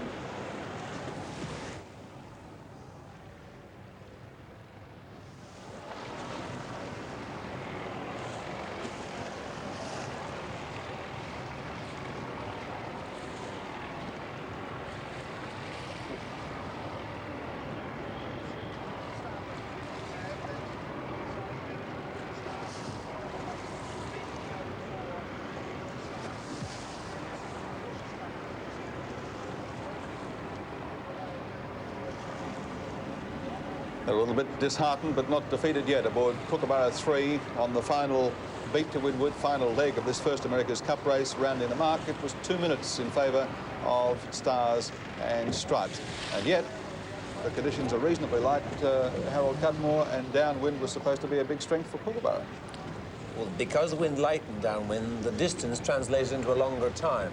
So we saw on the sports tack the way the boats lifted up on course, so the boat behind had extra ground to cover and also was going at slower speed. So I think you can explain a lot of that time. It's very hard to tell which boat was quicker downwind because of the changing conditions. Again, it's very light upwind. These are the conditions that Kookaburra did very well in one of the earlier legs. It'll be difficult to reduce the 2-minute deficit. At the same time, she's in a different sequence Stars and Stripes now. So it is possible that if the wind shifts, it starts to oscillate, you can start to get back there, but a very difficult program. You can see Stars and Stripes, the left-hand side of your screen, Kookaburra on the right.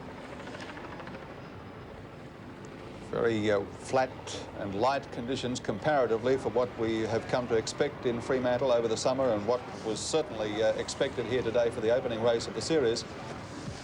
Light shifty conditions certainly favouring Dennis Conner and Stars and Stripes. A lot of puffs coming down through the course there. We can see puffs on the water, Stars and Stripes getting them first, obviously, and just keeping a loose cover on Kookaburra at the moment. But Kookaburra, they know they've got a daunting task. A 2-minute deficit over 35 minutes is a very tough one, but they'll be taking every little bit they can. You know, they're professionals, they're hard guys, and they'll be nibbling away all, for the whole beat. If they can take out 5, 10, 20 seconds, if they can pick up 30 seconds on Stars and Stripes, they'll do it. And if for some reason Stars and Stripes has a problem, if they have a sail problem, if there's a wind shift, whatever, Kookaburra will be there waiting to pounce on it. So they'll keep at it. The broad view out on Gage Roads, and now back to race cam, Sevens race cam aboard Kookaburra.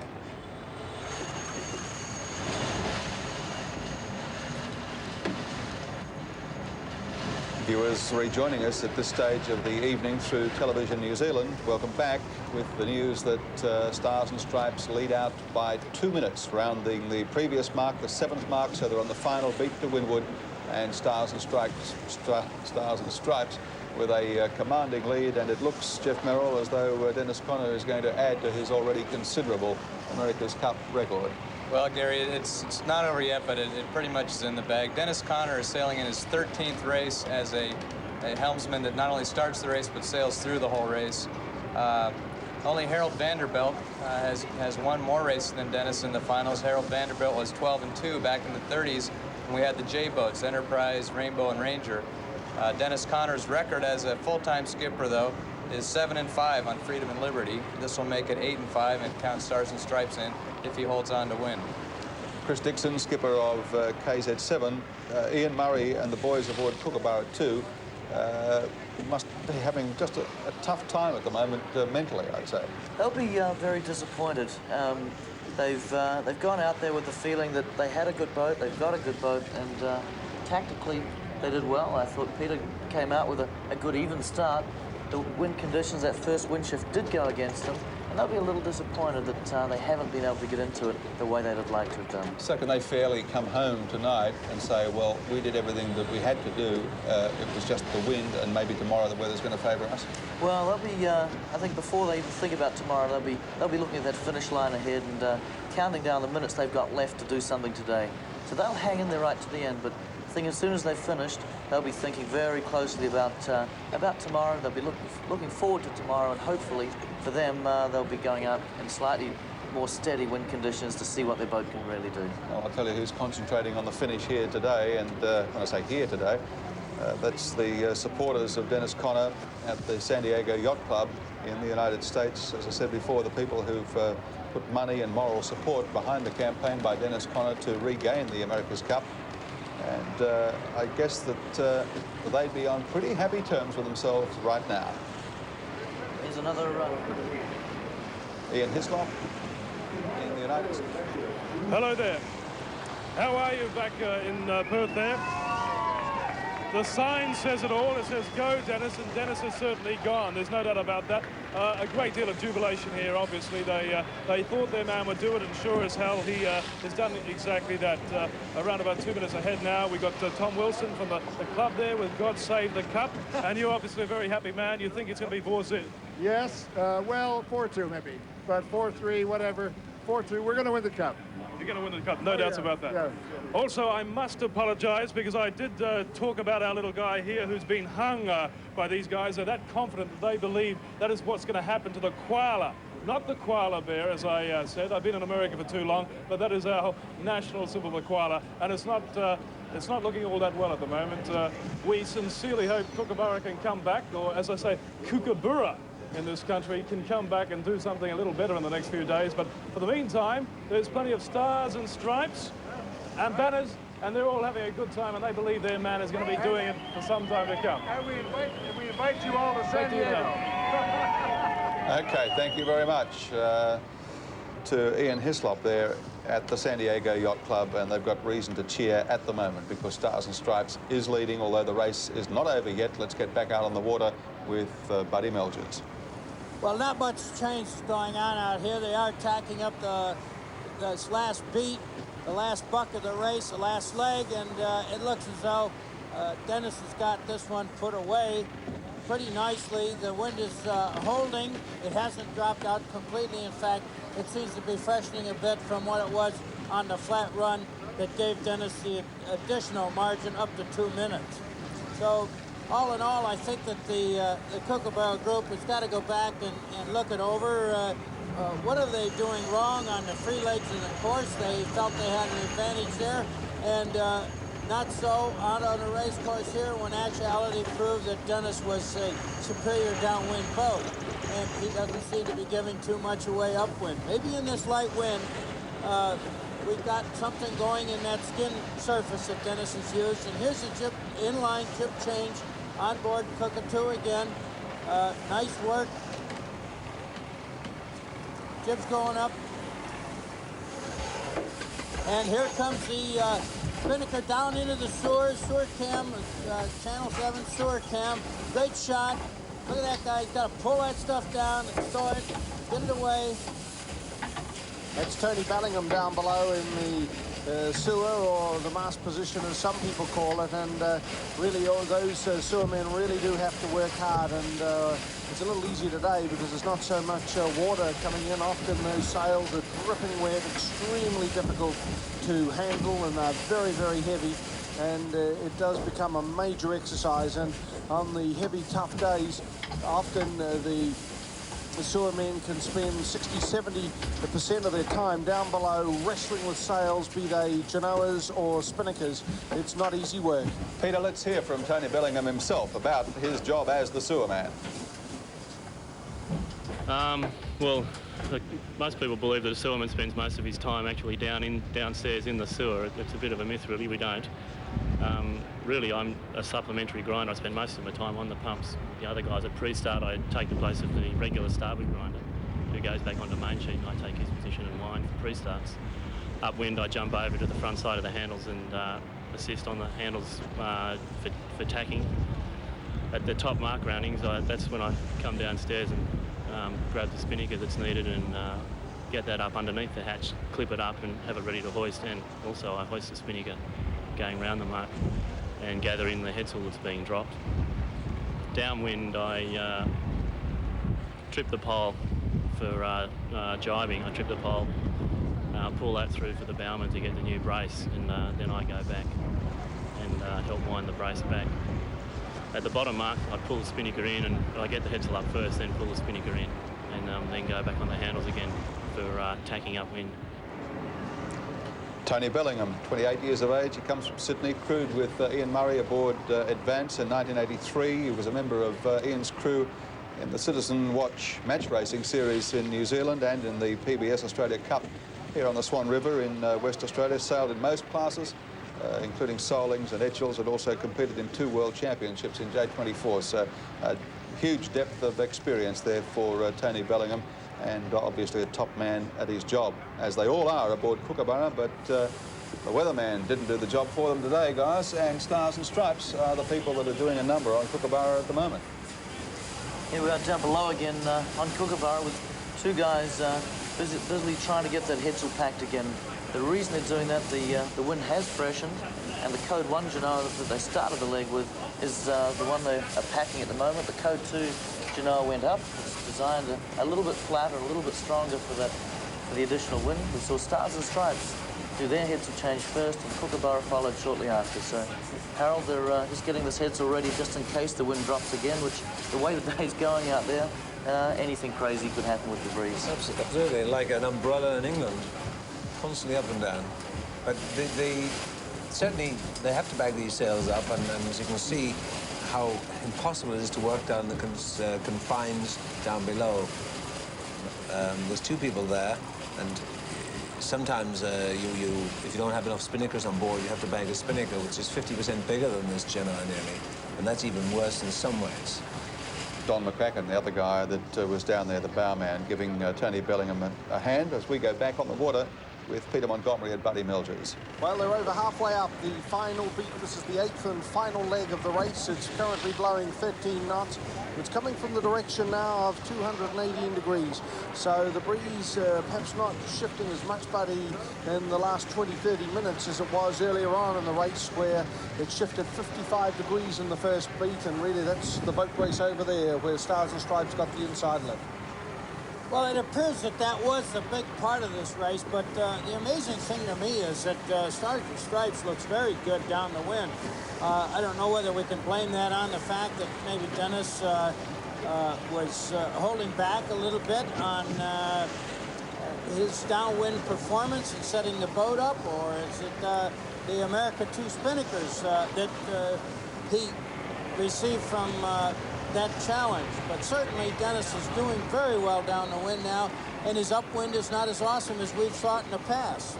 So when they rounded the last mark, it was Stars and Stripes with a 2-minute advantage, or around 250 meters. And from this perspective, it looks as though they're edging out over halfway up the last leg of the race. Stars and Stripes leading down the final leg of this first America's Cup race with a substantial lead over Kookaburra 3 at the present time. About 10 minutes, maybe a little under to the finish. So the boys on board Kookaburra 3 working, trying everything they know how, but I'm afraid the bird may have flown due to the very shifty wind conditions earlier in the race, Harold. It certainly is, and the two boats have been sailing along the same tack now for quite some while. Stars and Stripes red, Kookaburra yellow, and you can see that the direction is so close to the direction to the windward mark, which is at the bottom of the screen, they really can't tack away because they get to the ley line too quickly. So Kookaburra has very few tactical options as she heads towards the mark. She must stay where she is, and Stars and Stripes in the driving seat. On board Stars and Stripes, on board Kookaburra with race cam again, and just keeping everything in trim, keeping their eye on the wind, the eye on the weather, and the eye on Dennis Connor, in the vain hope, it would seem at this stage, that some break today may go their way. They haven't had too many breaks so far. Certainly it hasn't been a day favouring the boat behind it. It's been a leader's race, if you like. All the windward legs have tended to be a long tack, spending a lot of time on one tack and only a little bit on the other. As Harold said before, this final beat is probably something the relationship of twice as long on starboard tack as on port tack, and that favours the boat in front. It makes it more of a drag race than previously. If you see the tactician looking up in the air, he's probably looking for a meteorite or something to help him. That's Anthony Rice there, just putting on the dark sweater. It's getting pretty cool out there on the water at the moment, isn't it, Peter Montgomery? It is. It's a little cooler. Certainly the travel brochures of a great West Australian day haven't quite arrived. There's been little or no sun today. It's currently blowing 12 knots at the moment from 215 degrees.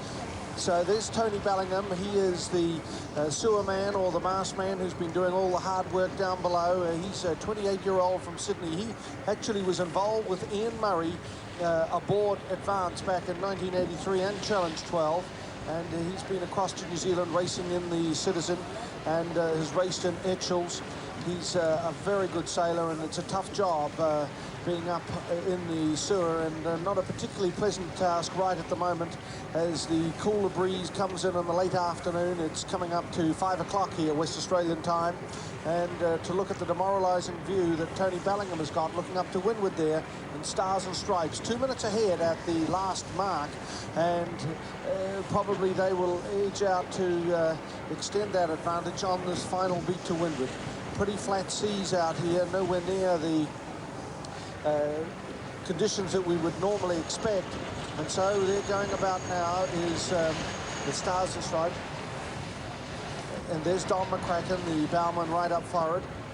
It's Anthony Rice there, one of the big grinders, the fellow who won the big grinding contest on the Glenn Burke there on the main sheet. There's skipper Ian Murray now, and really he must just be a little disappointed, particularly after that start with Peter Gilmore getting a very good start, or what appeared to be a good start. Certainly all the folk aboard the Task Force tender thought that, but it was unfortunate that the breeze swung so much to the left so quickly and allowed this yacht, Stars and Stripes, to be able to get that advantage and get out to a big lead of 1 minute and 15 seconds at the first mark. So they're coming up now to 2/3, they're past 2/3, up to around 3/4 of the way up the speed to windward, and the breeze at the moment is still coming in at around 12 knots. They should finish just before 5 o'clock WA time, and the race delayed or it was delayed 20 minutes because the breeze was boxing all around the compass, and really it has continued to do so throughout the afternoon. Dennis is in very nice position, staying between his competition and the windward mark, which is in fact the finish line. He is only about 3 minutes away from wrapping up the first race in the 1987 America's Cup Finals. Kookaburra 3 has just gone on to starboard, virtually following in Dennis's track. It doesn't look like she's close to an inch on this final weather leg.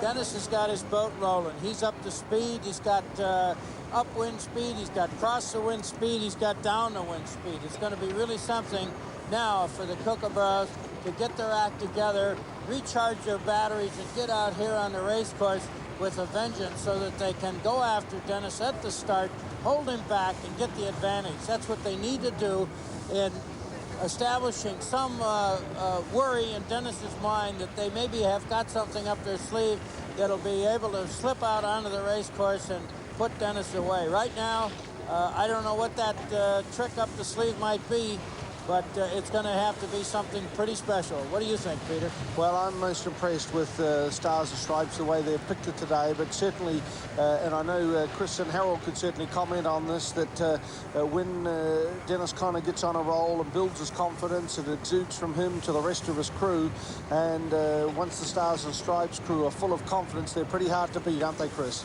They've been on a big high for quite some time now. We've seen them on a huge high throughout this week, and they are winning, they are going very, very fast, and they're tough to hold back. We saw another example of that confidence just before when Kookaburra attacked with something like 5 minutes to go to the finish line. Kookaburra attacked with the hope that Stars and Stripes would come with them to try and mix, even at this late stage, to mix it up a little bit. If there's a chance in attack that a Genoa sheet might come off, or there's always a chance something can happen, and you see the faces here of the Kookaburra guys. They've tried a couple of attacks. Stars and Stripes kept going in a straight line, let Kookaburra go out a little bit to one side, and basically just ignored Kookaburra. So the Stars and Stripes crew obviously very confident with what they've got, not too worried about the other boat, and Kookaburra feeling a little bit like the bridesmaid that at the moment that the other boat won't even play with them. So there's nothing they can do from behind, feeling a bit dejected, and they can smell that finish line coming up. They're hoping that something might happen, knowing that the odds are considerably against it, and even when Stars and Stripes crosses that finish line, they'll be hoping that for some reason the gun doesn't even go off. That's how dejected they'll be feeling. Around a couple of 100 metres to go then for Stars and Stripes, and they will take the gun in this first race of the 1987 America's Cup, the 26th defence of yachting's famous prize, and the first time it's been sailed in waters outside the United States. here on Gauge Roads out of Fremantle, Western Australia today.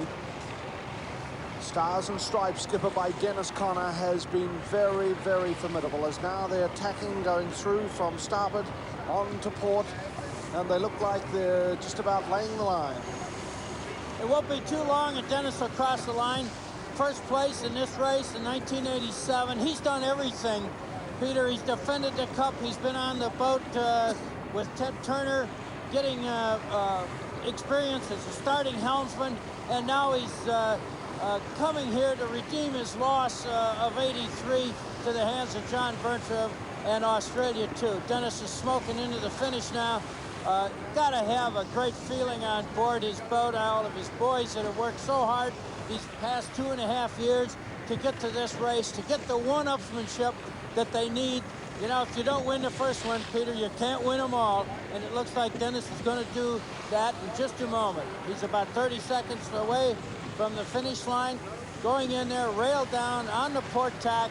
Boy, his boat has really looked beautiful. Sails are set up to perfection, and it's all over now. The fat lady has sung her song. So coming up to the finish then, this is Stars and Stripes to take the gun in the first race of the 1987 America's Cup. Any moment now, the gun to Stars and Stripes. There they go, they've crossed the line, and Stars and Stripes, skippered by Dennis Connor, has taken race 1 for the United States. And the grinders, Henry Childers and Jim Cavill, shake hands, and Adam Osterfeld, Tom Whidden, Peter Eisler, as well as Jay Brown, John Barnett and Scott Vogel. Indeed, can be a very happy crew. They sailed extremely smartly. They got the inside lift on that first beat, and that was enough to extend their advantage. So the first blow then in the revenge for Dennis Connor to get the old muck back to the United States has gone to Stars and Stripes with a splendid win over Kookaburra, who really struggled after what appeared to be a very good start, and they were left lamenting as the breeze shifted 55 degrees to the left on that first beat to windward, and the Americans capitalized on that throughout the race, and they should win by over 2 minutes, which is a big margin. And here's Kuka going on the starboard tack. She'll pick up a little bit because she has played the committee boat into the line, but it's a dominating win for Dennis. He just put him away at the start. His boys must have seen that shift on it right after the start, because he was down there, wanted that pin in, he took it, and away he went. There wasn't ever holding that racehorse back. He was on the stretch run right from the gun. So coming up to the line now, this is Kookaburra with... This is Kookaburra now going across the line. And they've trailed behind Stars and Stripes. They did close up that gap a little on that final beat to windward, but they're still in second position. In an America's Cup racing, there is no second. So the race 1 then, Dennis Connor giving a wave that he's taken race 1 of this America's Cup defence.